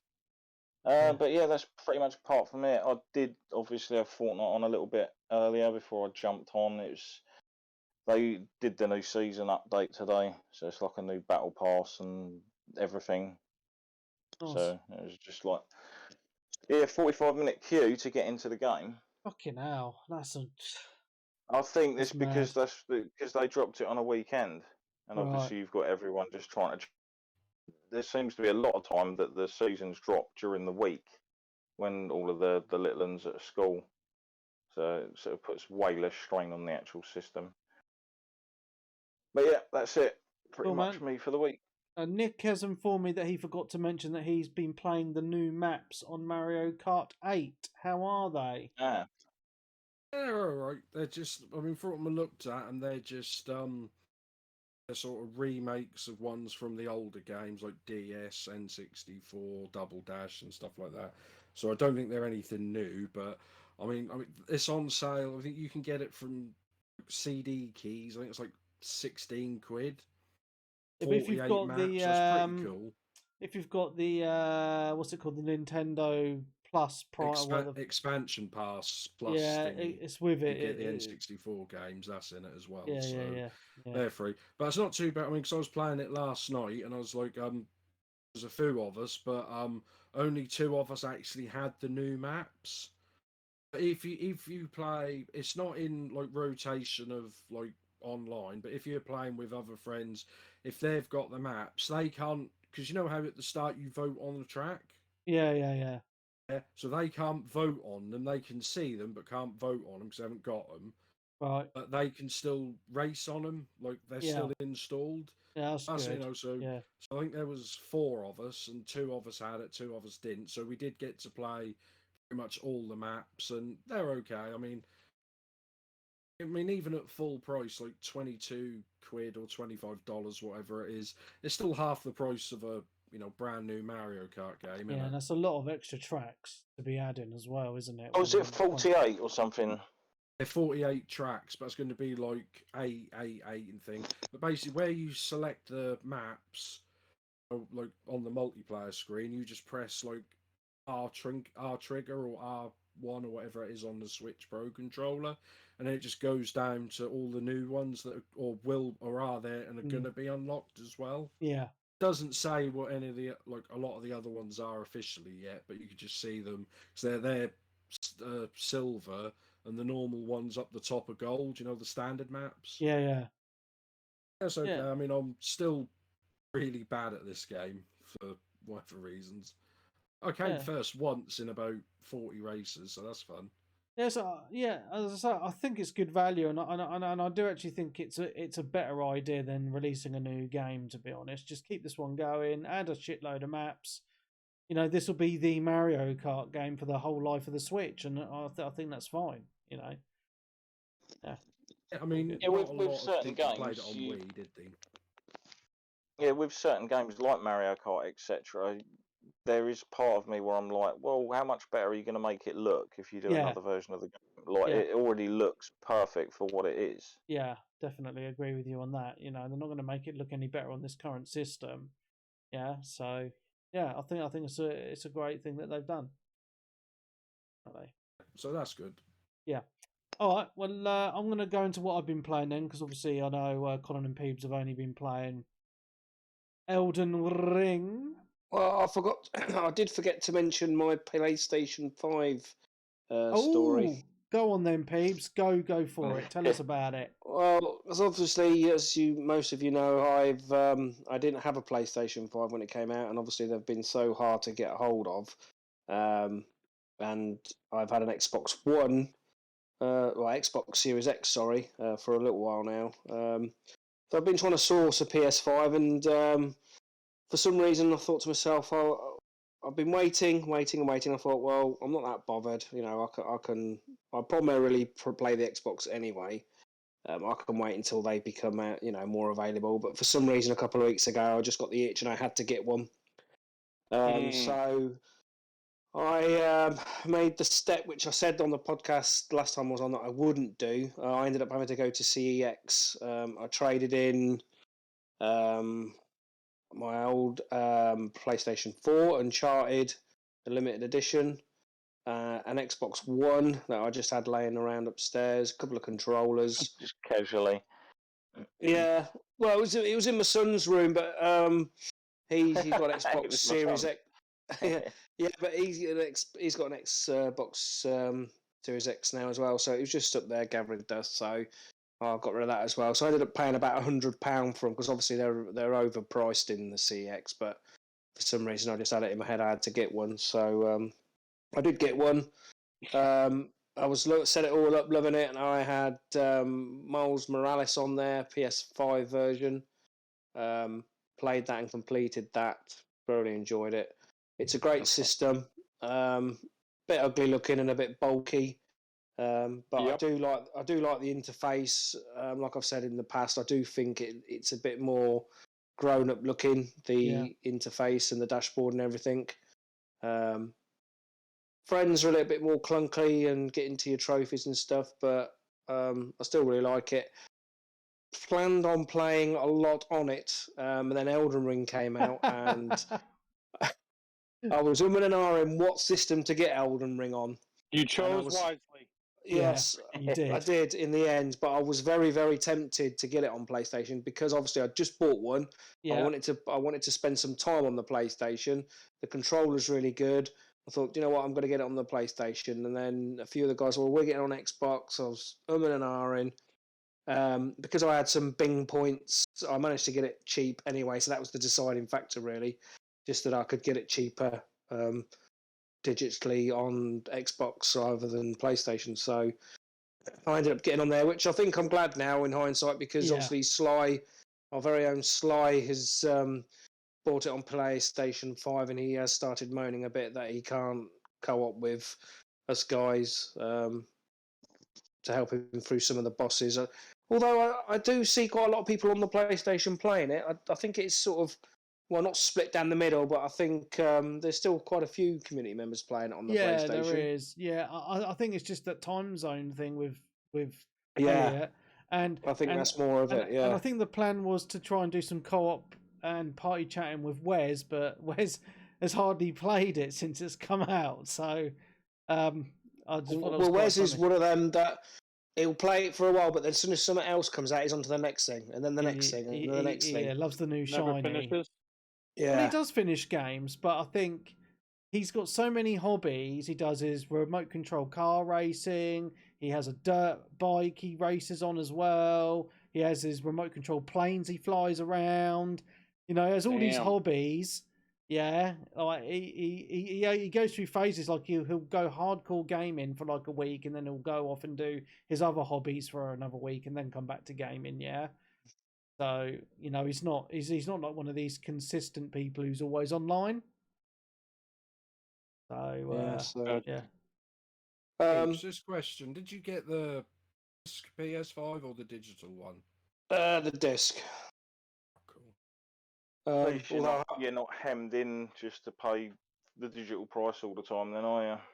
No, I mean, because I was tempted because, as you guys know, most of my games are digital on the Xbox. I've got the PlayStation. I've got a few games on it. I have not got a physical game for it. I mean, Miles Morales was digital download. It was a gift. One of my daughter's friends works at Sony London, so that was a code. I downloaded Horizon, not the latest one, but the one before it. That was a free download a while back. Yeah. So I've got that to play. I've got that to play on it, and finally, my brother sorted out GameShare because I had no end of issues trying to sort that out. Because he's always been PlayStation. Because when we grew up, we were Sega. Then we went PlayStation 1, and he's always stayed with PlayStation. He's never had an Xbox. But yeah, so we got a game shared with him, but he kept getting the password wrong. He kept telling me the password wrong, so I couldn't get on. But we finally sorted it out. I thought I was going to get to play. I thought I was going to get to play GT7 with it on there with the game share. I went on there. It was on his account. Right, okay, download. You need to purchase this game. I was like, what? What do I need to purchase? Game share. I texted him and he goes, yeah, I bought it on disc. You stupid idiot! Why have you done that? How selfish! Why have you done that? He's probably got it cheaper getting the physical thing. Yeah, well, he said he had some vouchers left over for some Christmas that he used for the disc, so fair enough. Oh, that's fair. You can share the disc. And to be fair, I'm not all that bothered about the Gran Turismo games. They're too silly for me. You need a steering wheel to really enjoy them anyway, to be fair. I'm missing out. That's pretty crap anyway. Well, it has been in the news. We'll talk about that in a bit, actually. Yeah. So, yeah, once Elden Ring is finished, I mean, I've still got to go back to Assassin's Creed. I've finished the main campaign and the Irish DLC. I just started the Paris, and I was actually starting to get a bit burnt out on it because I was sunk so many hours and hours into that game.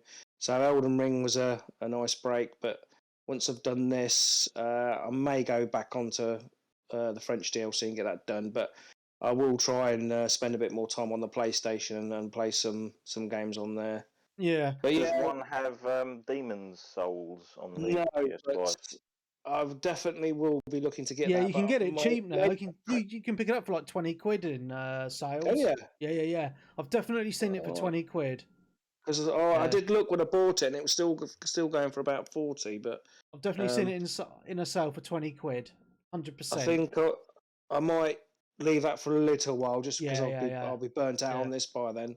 Yeah. But yeah, I definitely want it. And just want to say how what's robbing bastards CEX are. They are. The prices, and they try and skank you. He threw one of my controllers back at me. He was like, "Oh, we can't take this one. There's a little bit of corrosion in the battery thing, and it just wipes out." But he's like, "No." It's like, "Oh, whatever." And and they'll say, "I had a Nintendo, like the Nintendo retro things, what they called, the little retro what, mini SNES." Yeah, mini SNES. Yeah. I trade that in. It had the box. Yeah. And he's like, I'm going to have to give you unboxed price for this. I was like, why? It's in a box.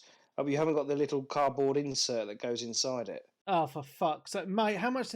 No, you could have sold that on eBay for like 120 quid. I think they gave me 50. Was it 50 or 60? Mate, you should have put that on eBay. Oh, my I goodness. know. I was just so desperate to get a PlayStation 5. When I get something in my head like that, I have to have it. Oh, yeah, so I'm the same, mate. I know the feeling well. So yeah, don't blame We've me all at all. been there. Yeah, definitely. Yeah. I mean, I don't know how. I thought it's going to be typical of my luck that as soon as I've bought one, they'll become, they'll be all more available. But I still think they're quite hard to get hold of, aren't they? Yeah, they are. Yeah. Cool. So next time I come on in a few months, hopefully I'll have played some PlayStation 5 games. Well, let's hope so. Yeah. Cool. All right. Well, I'm gonna since we touched on it, then I'm gonna mention Gran Turismo. Is this update of it?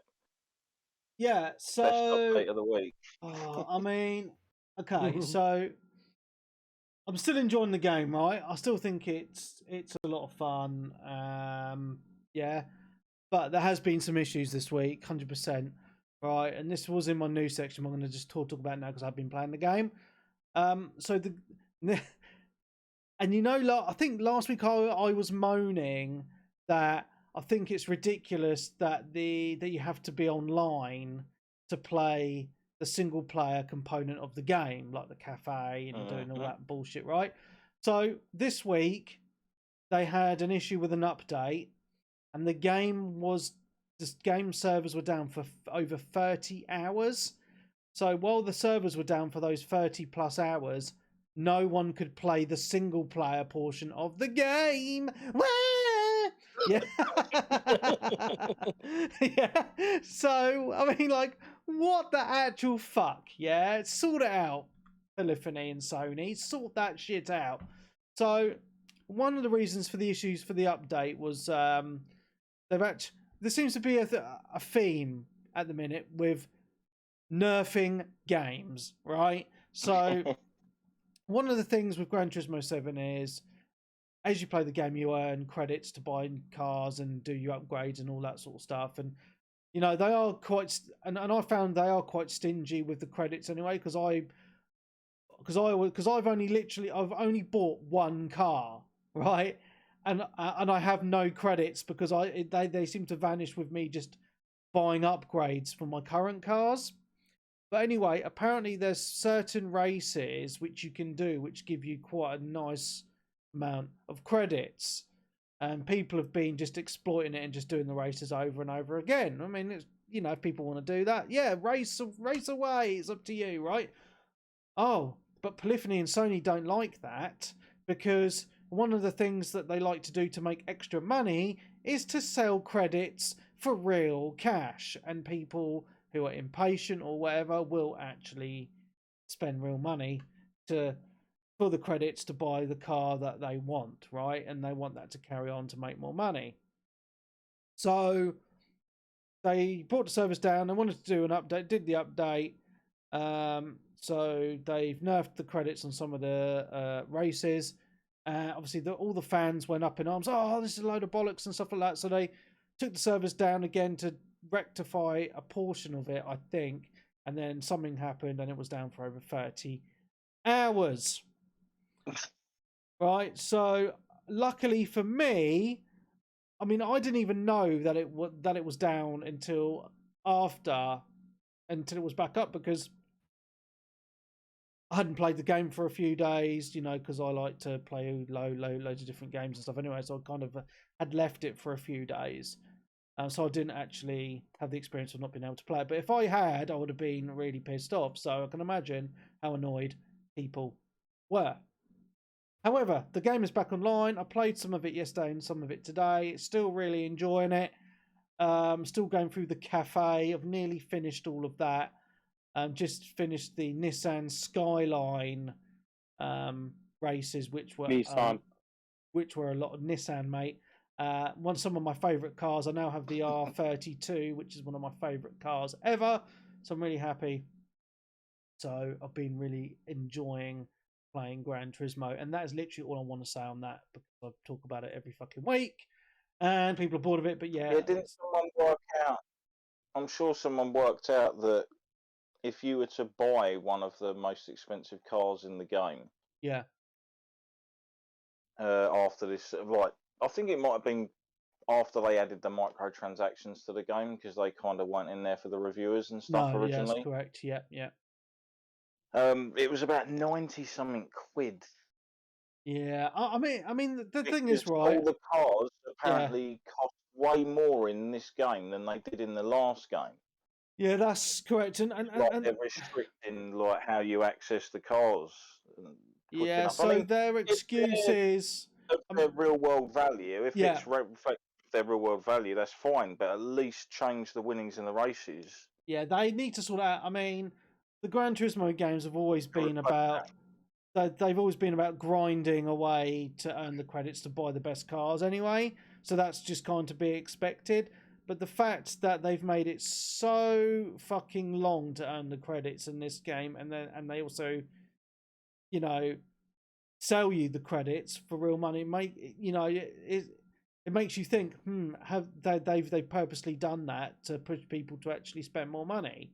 Yeah. Yes. I mean, I can understand like prolonging something, because there is a sense of accomplishment, like you've said with obviously Elden Ring. Yeah. Of working towards something and then finally getting it. And sometimes if you get stuff way too easy, it's like it doesn't feel as good. Yeah, that's correct. And like I remember, I was going to say, back to a legendary game, Test Drive 2. Yeah. I remember in that credits were quite hard to come across unless you sort of went to the casino or did a lot of races. But that meant going out and buying one of those prestige supercars just felt all the better. Because you work. Yeah, I know what you mean, Dan. But the thing is, with the Gran Turismo, right, and they don't come out very often, right? You're lucky, like you usually only get one Gran Turismo per console generation on the PlayStation, right? So, they are expecting people to be playing this game for the next 5 years or so. So you want to have something to achieve in that amount of time, right? So you're always going to be working towards another car, yeah? And that's what brings people back to play it for a prolonged period of time. I think some of the problem with gamers these days is they want everything now, where and whereas these games are designed to be a little bit of a grind. So I can see kind of both sides of the argument, right? But yeah, it's still there was once something I heard, Webby. I don't know if you've said it, or maybe I zoned out when you said it over the last few weeks, but I didn't know. Did you about the ray tracing? Where it's only available in the replays, not in the actual game. Yeah. I knew about that before the game even come out, mate. So but they were they tried to keep it a secret, didn't they, or something? Plus, there's not particularly. I think they just didn't make it like super common knowledge and advertise it like as in like, oh, by the way, Yeah, I know, and the replays look great, and The thing is, right? I mean, Gran Turismo games aren't really for for everybody.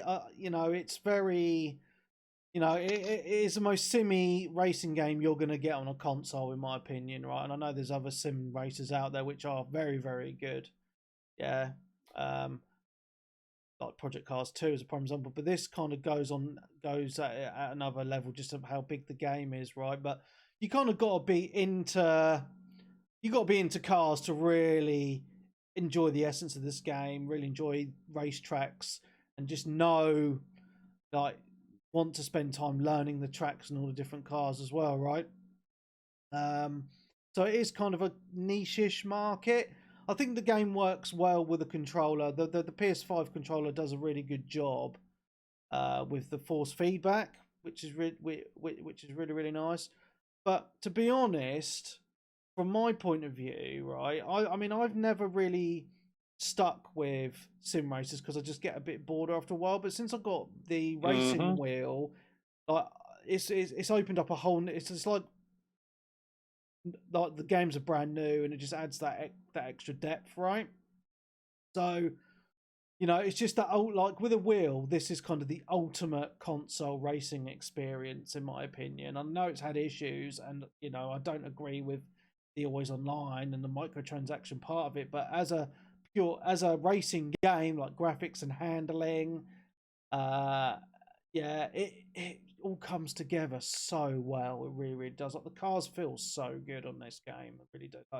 They all feel different, and as they should, in my opinion. Yeah. So you think Gran Turismo is better as a franchise than Forza? Oh yeah, 100%. Yeah, I really do. Yeah, I mean, don't get me wrong. I love the Forza Motorsport games. I think they're really, really great.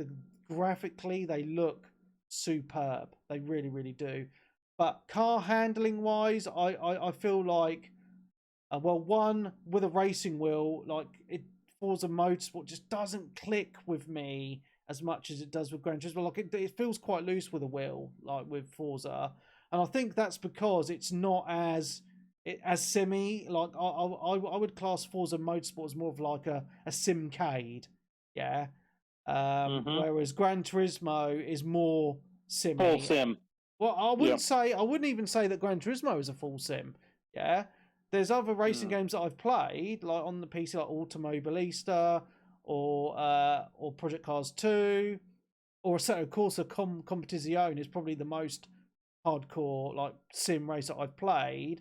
Like this is on the Gran Turismo is very high on the sim scale, but it's not like 100% sim. You know, you could probably give it like a 80% sim with another 20% of that kind of arcadey. Whereas with Forza Motorsport, I would give it like a kind of a 50-50, in my opinion. Yeah.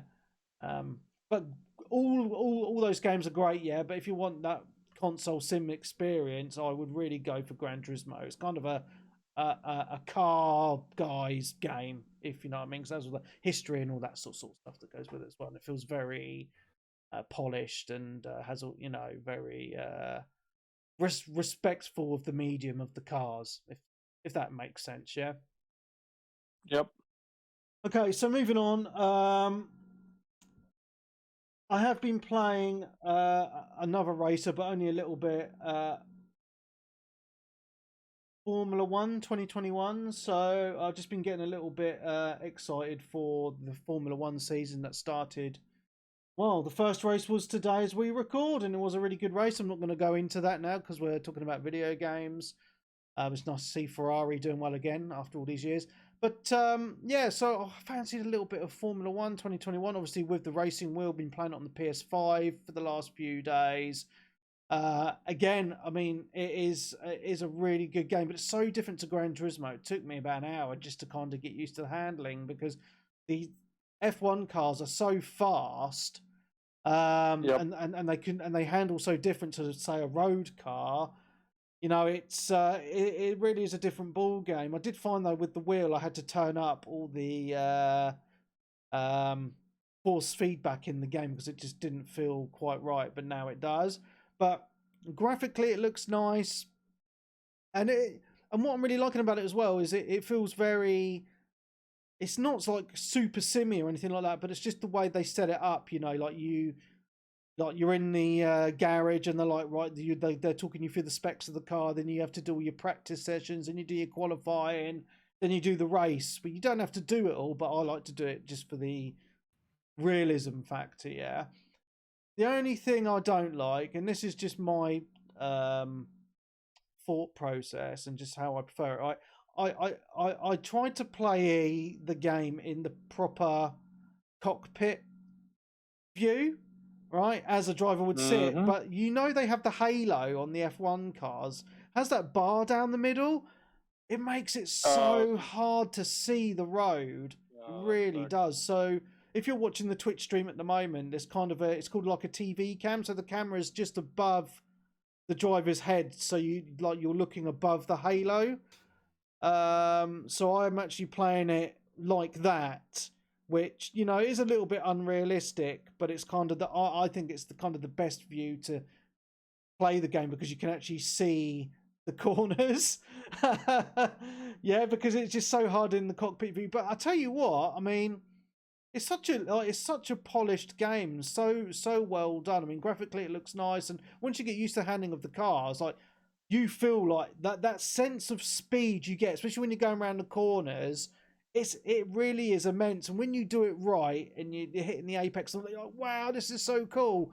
But the one thing I will say is, it is quite difficult. I mean, you can so easily spin out on the corners. Like if you hit a corner and you're flooring it, like your rear wheels will just spin you out completely. So there's a lot of learning the throttle control on the car just so you don't spin out, just like you do in real life, isn't it? And it's so rewarding when you get a really good lap because it is so hard to do so. Yeah. So yeah, I'm really, really enjoying it. This is actually coming to Game Pass very shortly as well. I know F1 2022 is obviously going to be coming out this year, right? But because Codemasters got bought out by EA, obviously EA, all the EA Play games are on Game Pass, right? This is hitting EA Play, so it's going to be hitting Game Pass very soon. But you can pick it up very cheap. It's like 12 quid now, because obviously the new game's out in a few months. But yeah, I've been really enjoying it. Yeah, so I just really got into it because I just watched the latest season of Drive to Survive, and I banged it out in like 3 days. And then obviously it got me excited for the F1 season. Obviously this weekend's been really, really good for watching the F1. And so I thought, I'm going to play the game. And yeah, really enjoyed it. So yeah, it's if you're an F1 fan especially, it's a really cool game to play. So just wanted to mention that. Okay, so I played one other old game and then 3 brand new games this week just to try and keep people's interest going. So I actually went back and played about an hour or 2 of Metro Exodus on the PC. That is because they brought out a little while ago an enhanced edition for the PC, and I think it came out on the console as well, actually. But on the PC version, they added like super awesome, like extra ray tracing and did up the graphics and all that sort of stuff. So I was like, you know what, I'm gonna download it and play, because it was on Game Pass, but it got taken off of Game Pass. But it was on sale on Xbox Game, or on the Xbox app on the PC for £8 with the 2 DLCs, and I've never played the DLCs. So I used my Bing points. Yeah, and picked it up, and because I love the Metro games, so and this game in particular I really, really enjoyed. But when I played it when it came out, what was it, come out about 2018, I think. I powered through it quite quick, and I played all the other Metro games 3 times. So I see how much of a fan I am of the game. So yeah, I'm going to go back through this and enjoy it. But I just wanted to say I've done an hour. Looks amazing, and it runs really, really well as well. So yeah, I just wanted to mention that very, very briefly. Okay, so if you are a Game Pass subscriber, which I know a lot of you listening are, there's a new well, there's a couple of new games out, but I've only played one of them. One of them was one called Shredders, which is a snowboarding game, which I really want to play because it looks really, really good. However, the one that I have been playing is a game called Tunic. It's really good. Like, you should check this out. It's like Legend of Zelda, yeah, but you play as this little fox, and he's wearing like Link's outfit, you know, this little green outfit, and he has the sword and the shield that look very similar. However, it is quite a difficult game as well, so it's kind of like isometric Zelda game / with Dark Souls in some aspects. So it's actually quite challenging. I hit a boss quite early on, and it took me like 3 or 4 attempts to actually defeat him, which is actually quite good. I didn't mind. I didn't get frustrated or anything. But yeah, it's a very pretty game. It is an indie. It has been made by an indie studio. But if you're watching the Twitch now, you can see the graphics are very kind of. You can tell it's an indie game, but you know, they look quite nice and cartoony, right? But yeah, you start off with a stick, and then you have to go and explore and open up bits of the world, and then you find a sword later on. And it seems to me, because I haven't played it a lot, but like there's a lot of kind of areas that you can't get to yet, much like the original Legend of Zelda games. Like, you can't cut down bushes until you get the sword, so you can see areas that you can't get to until you cut the bushes down. There's like doors which need keys and all that sort of stuff, right? So, you know, it is a really cool little game, and yeah, if you've got Game Pass, definitely check it out. It's very cutesy wootsy. The fox looks very cool. You know, it has like all those classic Zelda sword moves and all that sort of stuff. So yeah, check it out if you're not super addicted to Elden Ring, people. Play something else for a bit.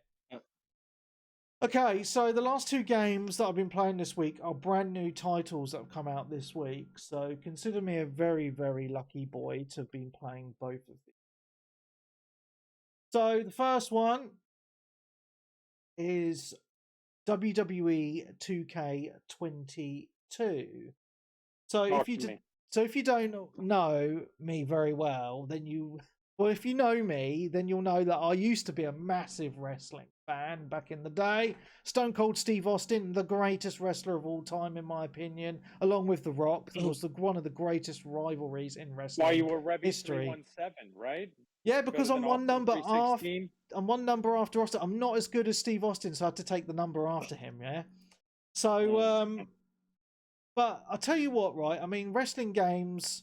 They went through an era kind of in the PS1 N64 era where they were really good, and then they've gone through a long time, many years of being just a bit shit. Let's just put it out there, they've been shit. But they kind of brought it back with 2K22, in my opinion. They've got a massive roster of wrestlers. All the classic guys are in there, like The Undertaker, Steve Austin, The Rock, and Kane, and all the others, right?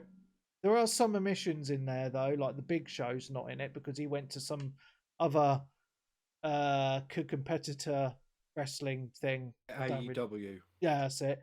I don't follow wrestling anymore. I haven't watched wrestling in years. But I still kind of have that passion for the old, you know, that Attitude Era.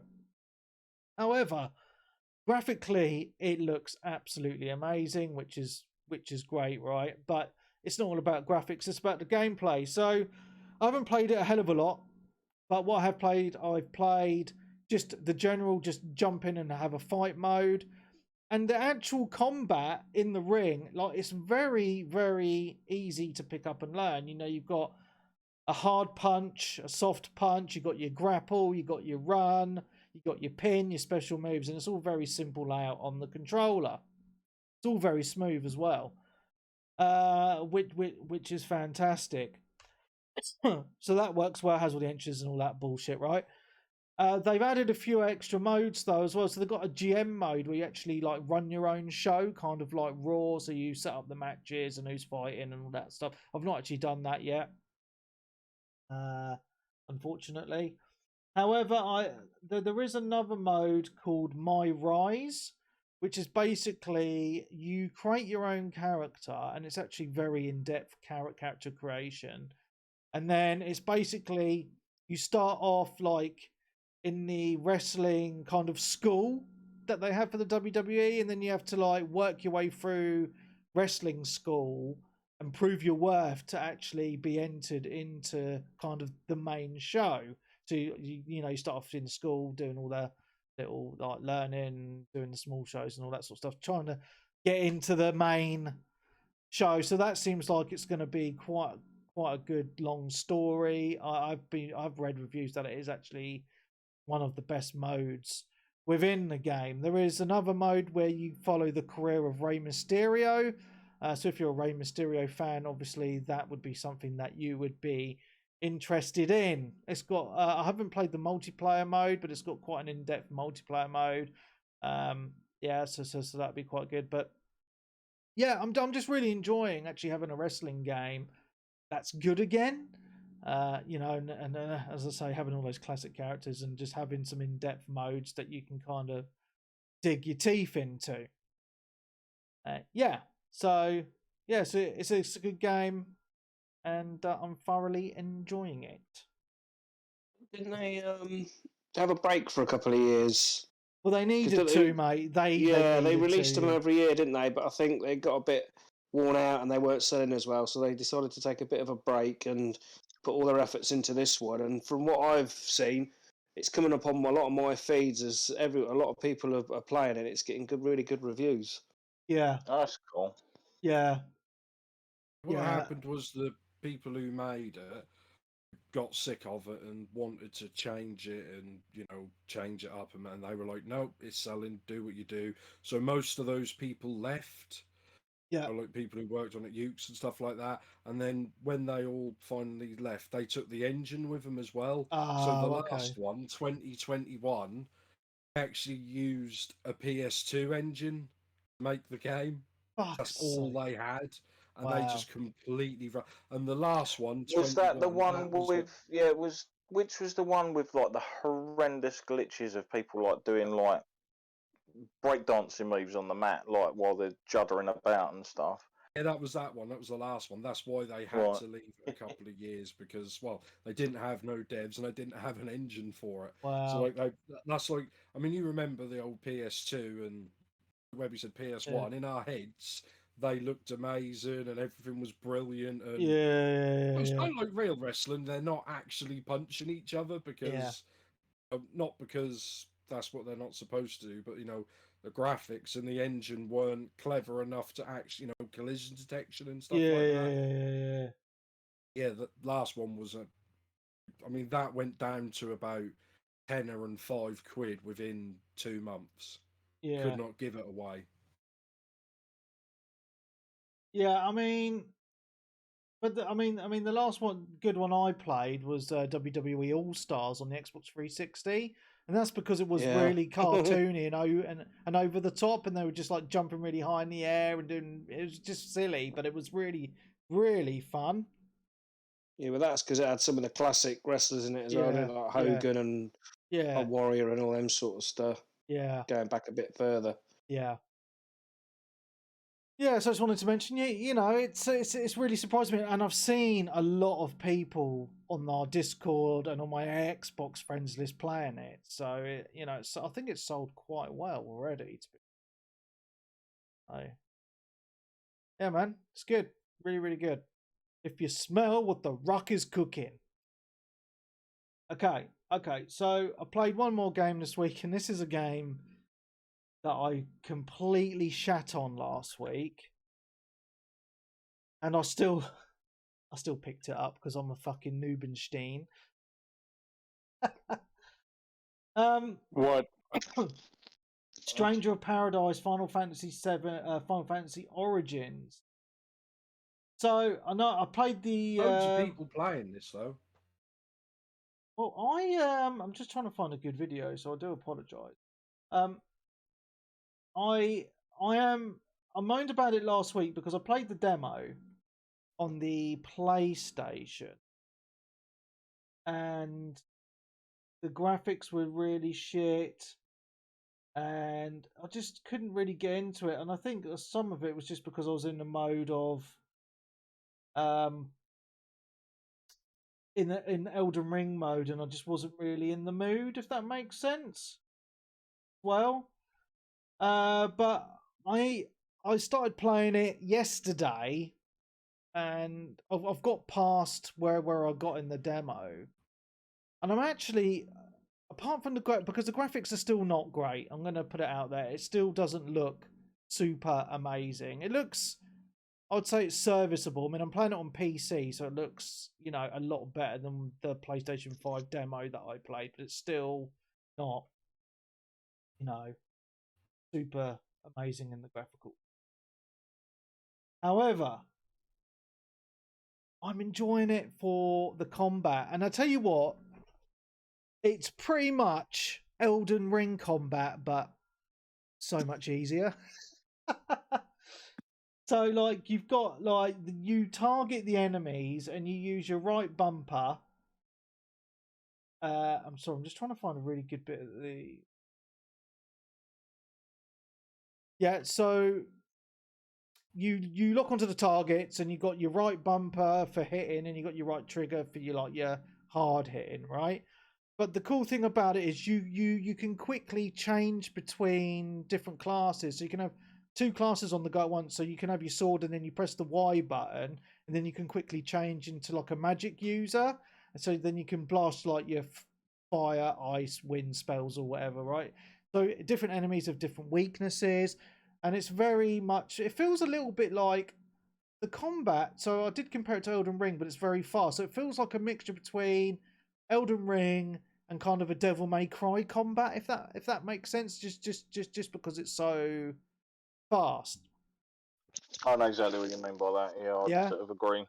Yeah, and the way that the hits feel and stuff as well is very Devil May Cry. Yeah, so if you're not a Final Fantasy fan, I don't know how you're gonna take this game, to be honest, because it's very much fan service.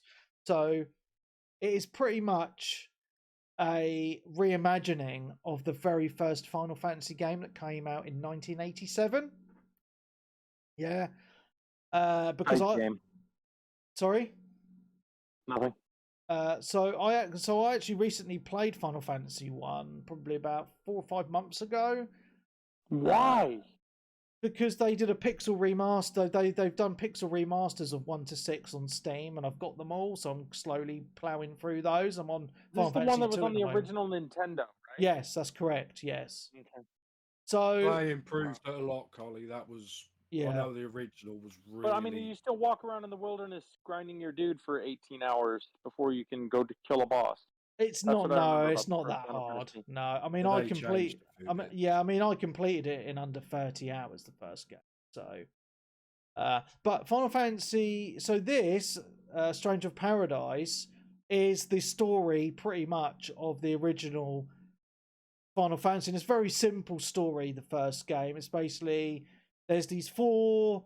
So it's basically like there's a prophecy that 4 warriors will turn up with these crystals to save the world and to banish, the darkness of the land. So basically the game starts off, right, and there's 3 of you, and it's like, well, we need a 4th, right? So it skips a lot. Like, it's really weird. Like the beginning of the game, it like tells you, the warriors can't go and fight chaos until they've gone around the world and fought these other monsters. You don't actually do that. It just says that you've done it, and then it cuts back into the game, which I thought was really weird.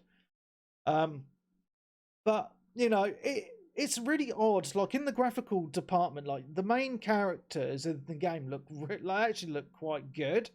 But then it's like kind of like the side characters who you speak to very briefly just look so shit.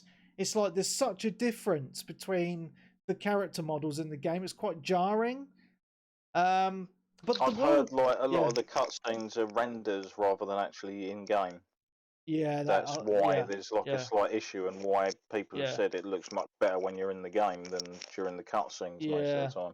Yeah, but to be honest, like in the world, like I don't really have much issue with the world, with what that looks like. It looks quite nice. But But what I think what I'm trying to say is it reminds me of an old Final Fantasy because it's very linear, and the way the game is set out as well. It's like you've got a world map, but you don't walk on it or anything. It's like, you know, it will say like, go here for the next level, and then when you've completed it, it'll come up saying level complete, you know, and then it will say this is the next level, and it'll give you a ranking and all that. So it's very old school in game design is what I'm trying to really say.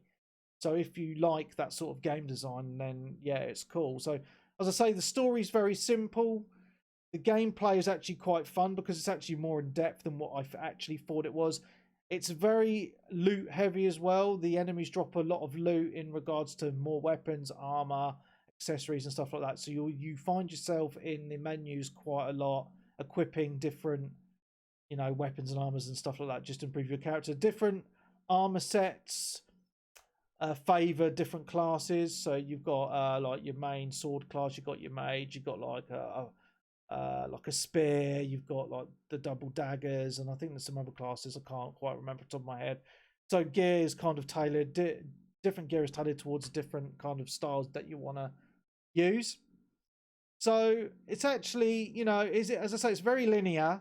However, sometimes I quite like a linear game, right?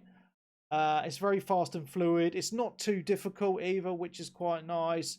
And the story isn't, you know, super in depth, but there's enough story there to keep you going, and you know what to do. And it's, you know, it's pure fan service for Final Fantasy fans at the end of the day, because it's got all the music, it's got a lot of the characters, like the old character names, like Garland is a fan favorite in a lot of the games. You know, has all these different tropes in there. So if you're a Final Fantasy fan, you might actually really enjoy it. You know, and what I've found quite interesting as well is the reviews have been kind of all over the place on this. Like, I've read the IGN review today, they gave it an 8 out of 10. However, the Metacritic overall on the Metacritic's kind of, I think it's 70. And you know, you go down and look at the so-called professional reviewers, and they're kind of, you know, they're all over the place, man. So, you know, it's one of those kind of Marmite games, I think. But from personal experience, I would say, if you're not a Final Fantasy fan, then it's kind of pointless. It is a fan service game. I mean, Darren, I don't know if you've picked up the main game, but you've definitely played the demo, haven't you? Well, I played the first demo. I didn't play the second one. Oh, the one that's sort of like the start of the game. Yeah, I mean, is this a game that you think that you would pick up, or are you gonna like? And if you do, I mean, it's probably. I mean, I would say it's kind of a wait until it's on sale sort of thing, and I don't think it's going to be long until it's on sale, to be honest. It's just the fact there's a few other games coming out, and I've still got other games I'm playing at the moment. It's just sort of like it never really fully grabbed me, so I was just like, no, I'll pass on that one personally. Fair enough. I mean, I felt like that, and then I was just like, you know what, I'm gonna give it the benefit of that, because I love my Final Fantasies, and I've got like pretty much every single one. I'm gonna play it. I'd say it falls into the category of a game that you would pass on, probably go back to and enjoy. Yeah. Because obviously the more you put into it, you are going to get more enjoyment out of it, as like you say, you're gearing up and picking things up and slowly going through the game. Yeah. But yeah, I mean, it is one of those games. I mean, there's so many good quality games out this year. You know, this kind of falls into that kind of B movie type game, right? And that is how I would kind of could compare it to movies, because, you know, on the 360 we got a lot of those type of games, which we did enjoy, right? Where it seems like in the last couple of generations have been kind of like great or crap, and it's just, I don't know. Sometimes I just like kind of those middling games, just to plow through and just enjoy. So yeah, man, that is literally all I have played. So excuse me. So just going on to the news then. I talked about the Gran Turismo news. I only picked up a couple of more bits of news. So Grand Theft Auto 5 came out on the Series X and the PS5. I haven't picked it up myself because I've got it on the PC. However, I was reading a lot of stuff saying that it hardly looks any different, so it was kind of pointless. Am I correct in my assumption? Have any of you guys spent the money? getting Tumbleweed and taking that as a no. Well, So From which Sorry. game? I Grand did, Theft but then Auto. I Oh, did, No. but then Grand I Theft Auto. cancelled it because it was crap.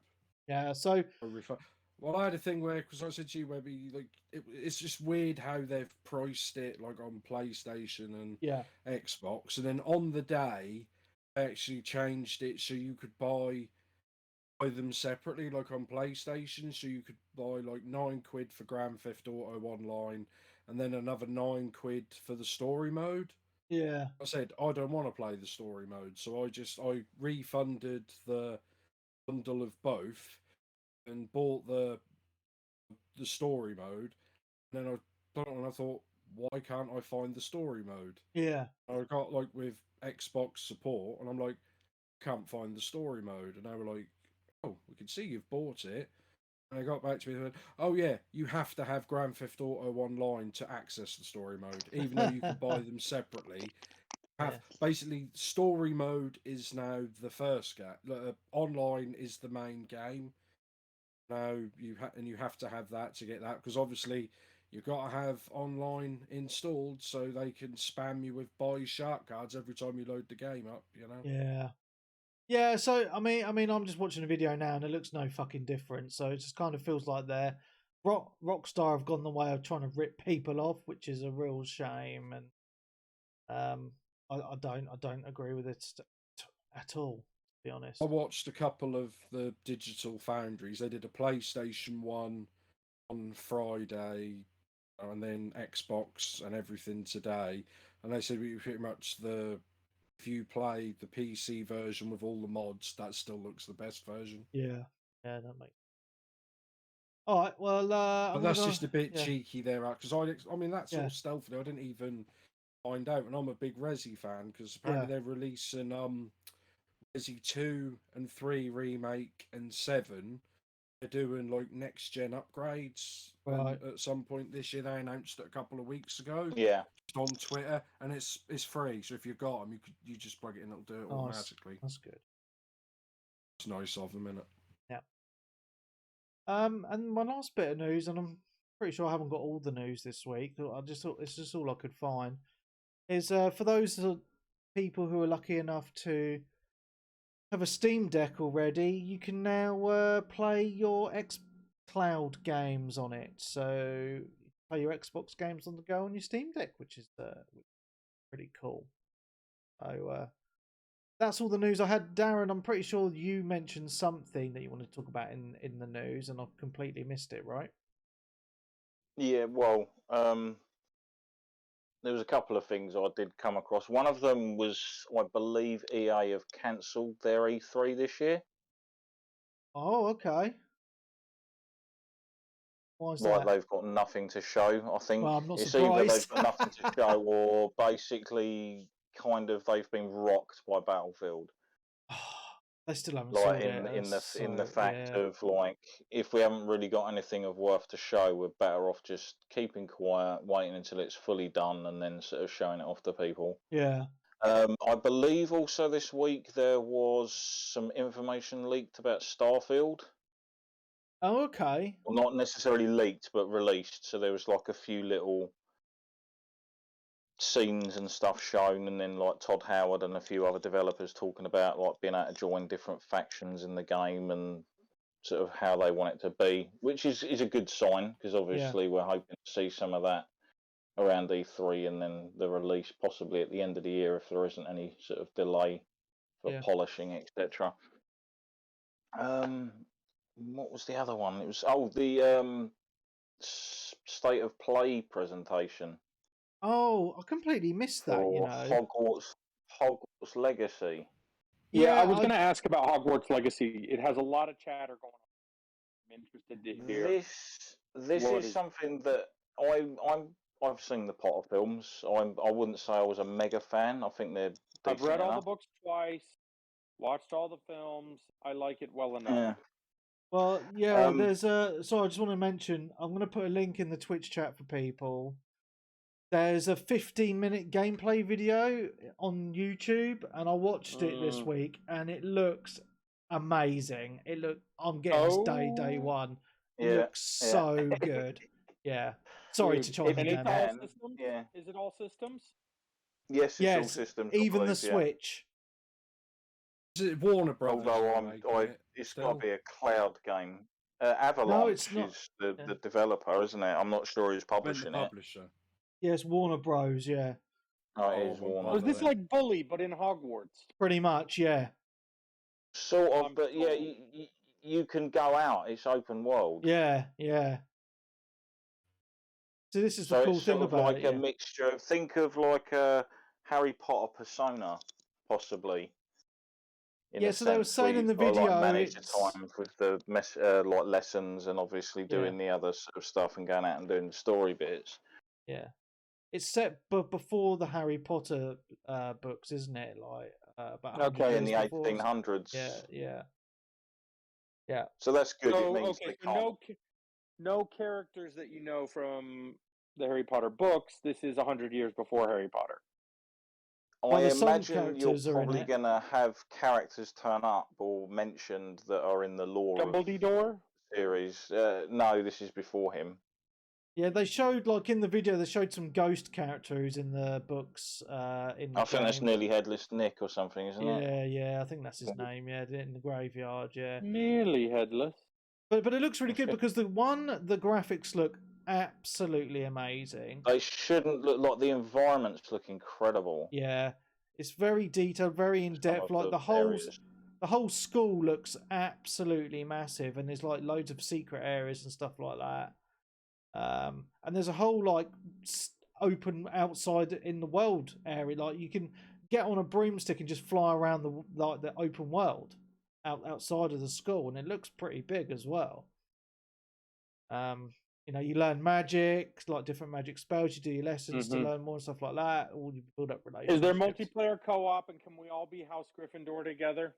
I think there is rumours. I'm not entirely too sure if it's fully confirmed that there is going to be sort of like a co-op sort of aspect to parts of the game, because you can go in and find dungeons and things like that, and obviously there's secret areas, but they look from basically similar to Elden Ring in the sense they look like they've crafted a world that you want to go out and explore and drink in because of the presentation and the way it's done. Yeah. It's just like almost so well done. Like the bits when like obviously you create your own wizard and you go through, it's RPG-ish. I think you can kind of turn to the dark side if you were in a will. Yeah. Like be good or bad or whatever with obviously decisions, etc. But yeah, when they were going through all of the different areas for the different houses, like you just said, like Ravenclaw, Hufflepuff, and all of those, like just the decor and stuff in the world. Yeah. For those, just looks so well done. Love it. I just want to eat treacle pudding and snog with someone from Hufflepuff, and I'll call it good at that point. But I mean, I did Quidditch, think man, that we're the gonna game... be on the Quidditch pitch together. It's gonna be amazing. I was worried at one point where they show, because there's a lot of customization in the game as well. So you get like your own personal area, or you can sort of brew your own potions and obviously help with your lessons and learning different magics, etc. Yeah. I noticed like you when you planted stuff, there was a timer. Oh yeah. That started counting down, and straight away I was like, "Oh, here we go. This is like buy these gems to speed up the process." You know, like the old like mobile phone crap, like the time savers and stuff. But I think the devs announced shortly after that there is no microtransactions. Excellent news. Yeah, it looks fantastic. I watched because I watched the whole video, and I was just there is a awe. 4K version, a 4K HDR version, I think, available. Yeah, that's what I watched. That yeah. one just oh right, yeah. Yeah, it just looks so like it looks. And this is what I like about it. It just looks like they put so much effort into like just so many little details in this game. And it's quite rare to get good games from films and TV shows. And when they get it right, they do make something special. And this certainly looks like something that is going to be special. I mean, I don't know when it's out.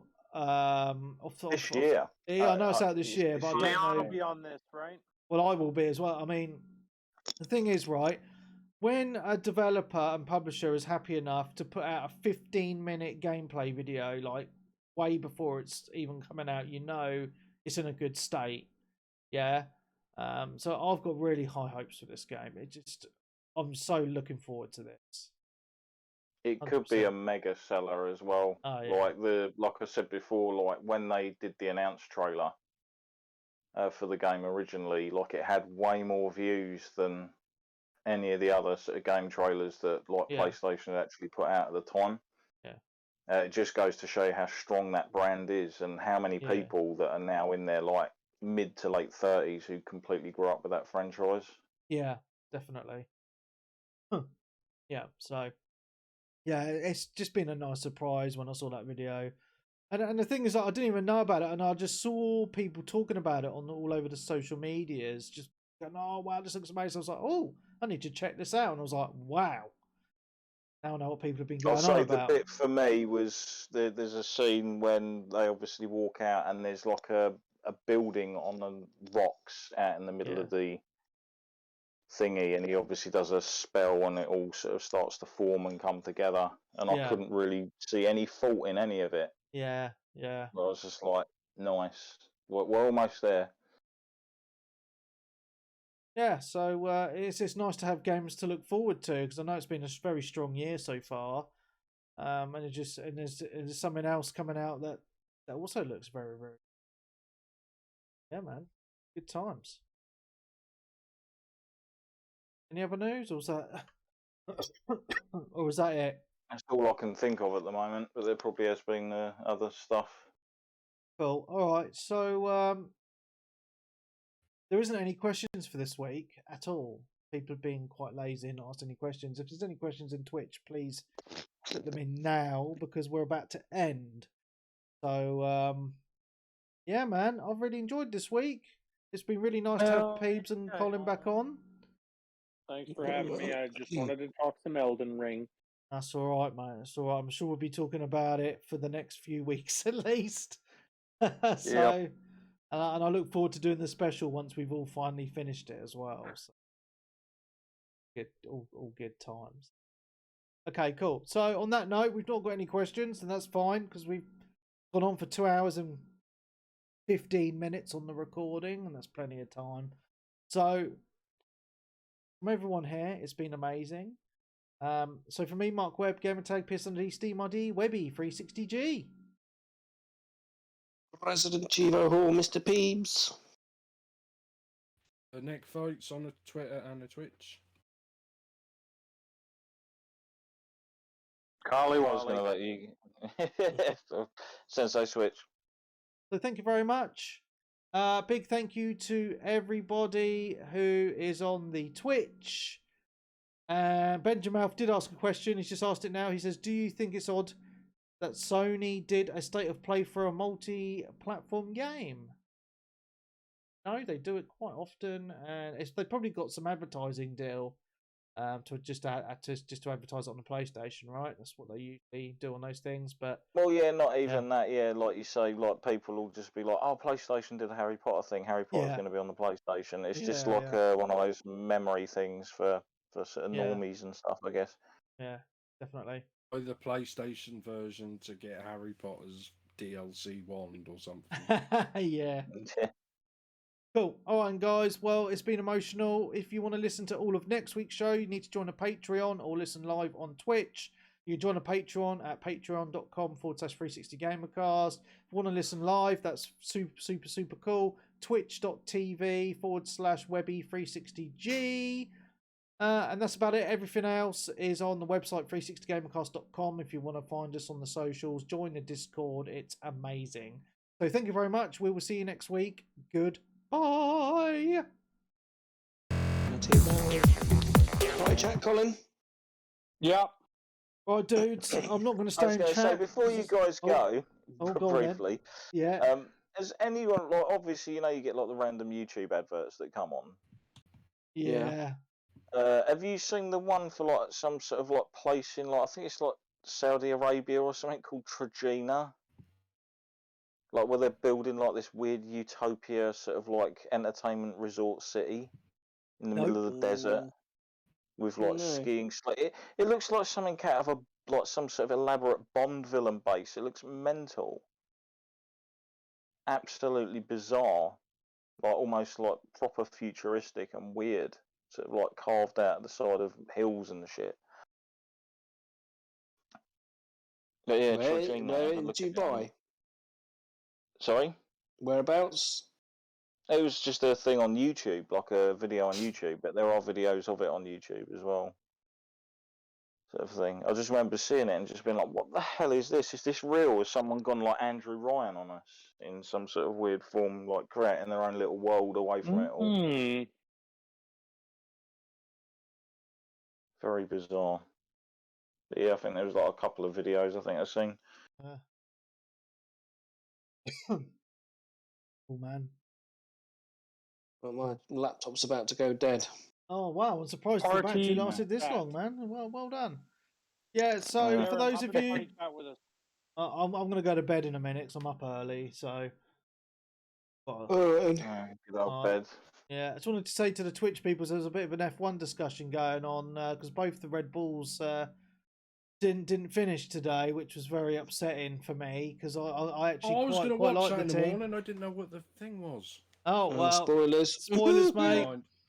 Yeah, well, it was literally the last couple of laps. Both the cars bailed out. I was like, oh man, and Max was going to get second place as well. So I was like, no. But Who yeah, came first? Hamilton? no, he came third actually. It was a Ferrari 1-2, which was which I was actually really pleased about because Ferrari have been so poor for the last 10 years or so.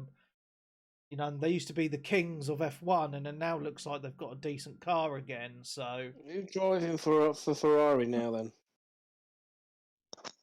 Charles Leclerc What's and what's his face? someone else. Where Vettel went somewhere else, right? He was the one that was at the helped Ferrari get to the peak, but then they fell off, right?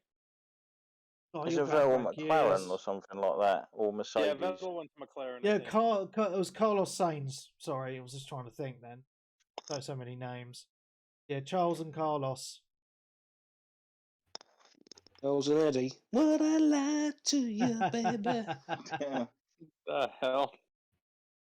So yeah, I mean, yeah. So Mercedes have got George Russell now, so that's quite interesting because he's Mercedes have got two British drivers now, which is you know, so you're going to be having to cheer for Mercedes anyway because of the British drivers. But yeah, as I say, I really like the fact that Ferrari up there, and I think it's going to be a tough fight now between those three teams. Now, if Red Bull get their car sorted to get it a bit viable, but it's all about fast, baby. USA. About Lando Norris, who's he driving for? Oh, he's Norris McLaren. Ricardo. He's McLaren, yeah. No. Oh, they done shit, absolutely shit. And what I really don't like about that is, you know, Daniel Ricciardo is actually one of my favourite drivers because he's such a lad, you know, such a good laugh. If you watch Drive to Survive, he's like one of the true characters.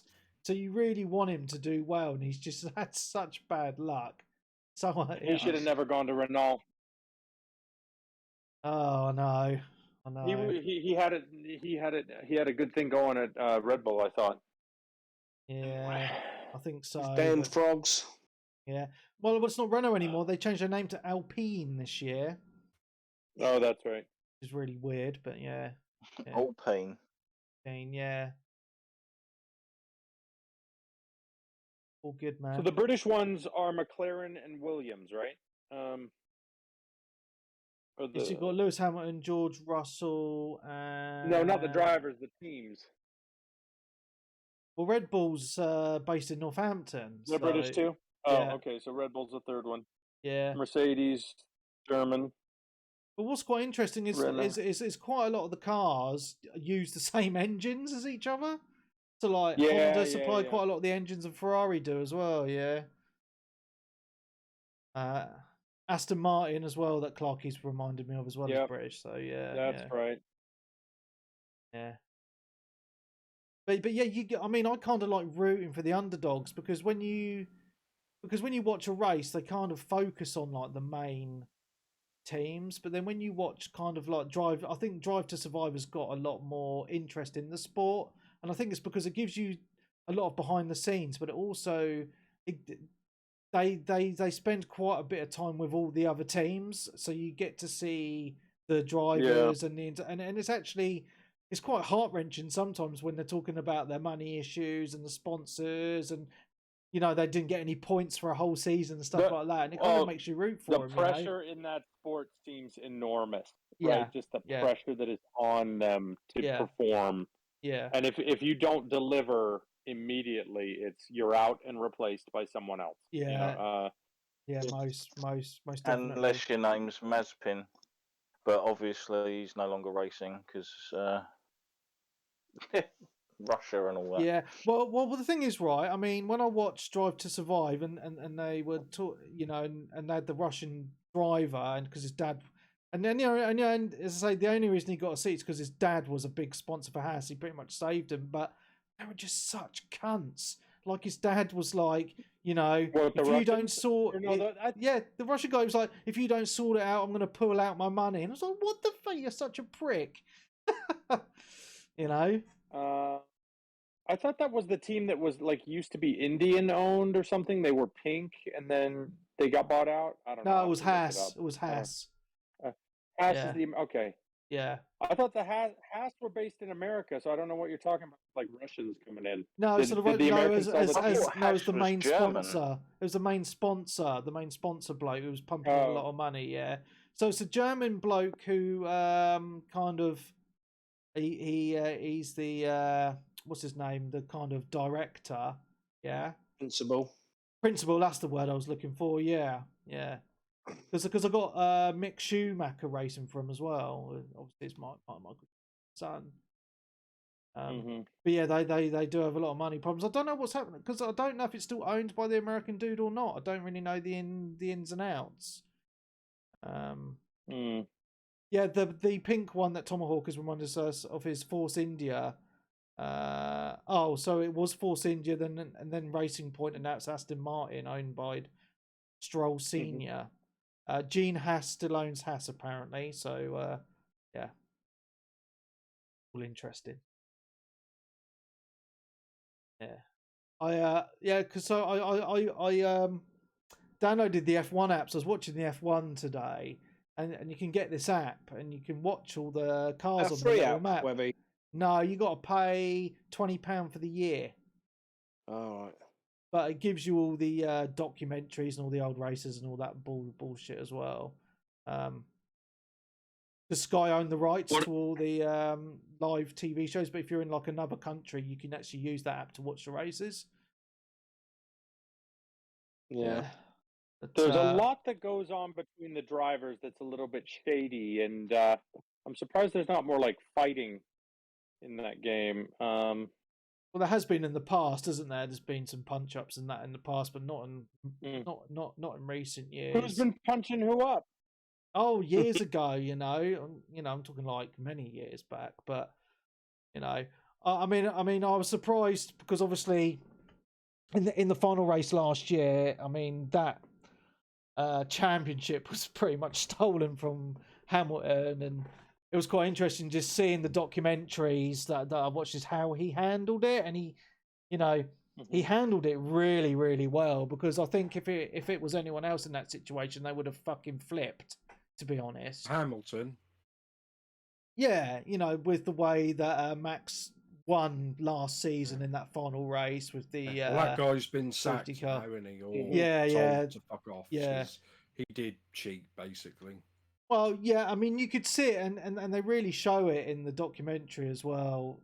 Just with the conversations going back and forth. Yeah, between Christian Horner and the race director. So they've actually stopped that for this season, haven't they? Being able to talk to them.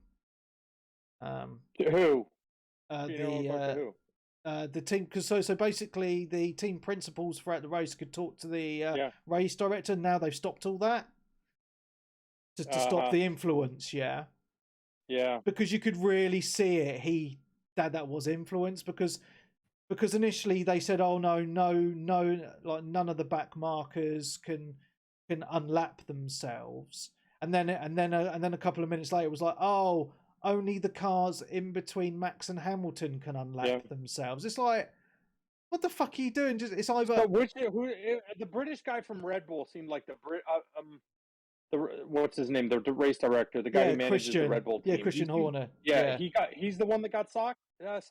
No. The race, the F1 director bloke who does all the rules and stuff. The guy who did the one who said made the call. Yeah.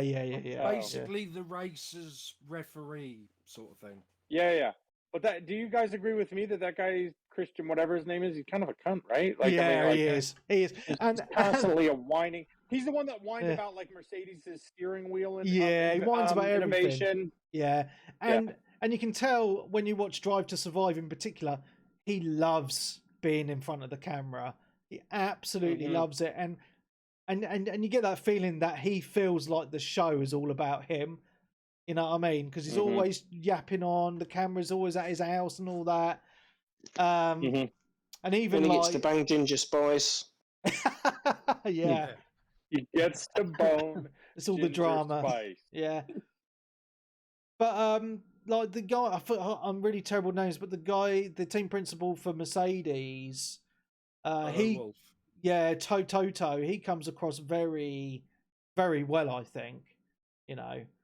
He does. He's very to the point. He doesn't really. The Mercedes guys are very businesslike, right? Yeah. He is, yeah. But the Haas guy, I think, is a good laugh. He's like one of my favorites as well. He's Belgian, right? Yeah, he's so funny. So funny. He's got such a good sense of humor. Yeah. You got me interested to watch the next season now. Yeah, I mean that's what got me, because I haven't actually watched F1 for about 10 years, to be honest. And watching the Drive to Survive has really got me into it this year, and I really enjoyed watching the race today, because I used to be into F1 back in the day when Ferrari were, when Michael Schumacher was, number one. So you're going back a long time, really, and then I kind of fell off it, but now I'm really back into it again. So it's all good. There's another race this weekend coming as well. Going to Russia this year, though, are they? There's no Russia, but there's more. But they were. But they were saying there's more races this year than there is at any other time, because they've got a few new tracks, haven't they? I'm not sure what the new. One of the new tracks was going to be Russia, wasn't it? I think. Well, no, they did Russia last year. Building one there. Yeah, they did Russia last year. Yeah, so the next one's in Saudi Arabia. Oh dear, that's even. That's almost as bad. Oh no.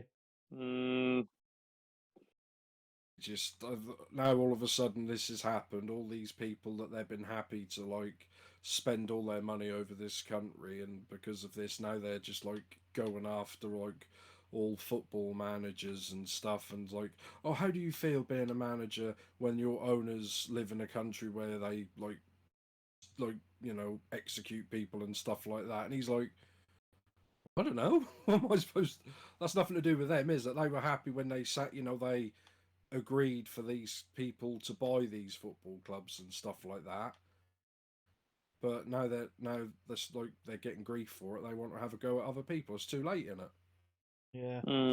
I mean, personally, I'm glad that they cancelled Russia, obviously, for everything that's going on. But I think if they want, but if like these sports, and it's not just F1, if these other sports want to be held to a higher standard, I personally think that they shouldn't be going to Saudi Arabia and those sort of countries where, being gay is illegal and they stone women to death and all that bullshit. They should take a stand and be like, the World Cup, isn't it? It's going to be in Qatar, which is it should similar. be, man. They should fucking, so they need like some footballers say, I'm not going there.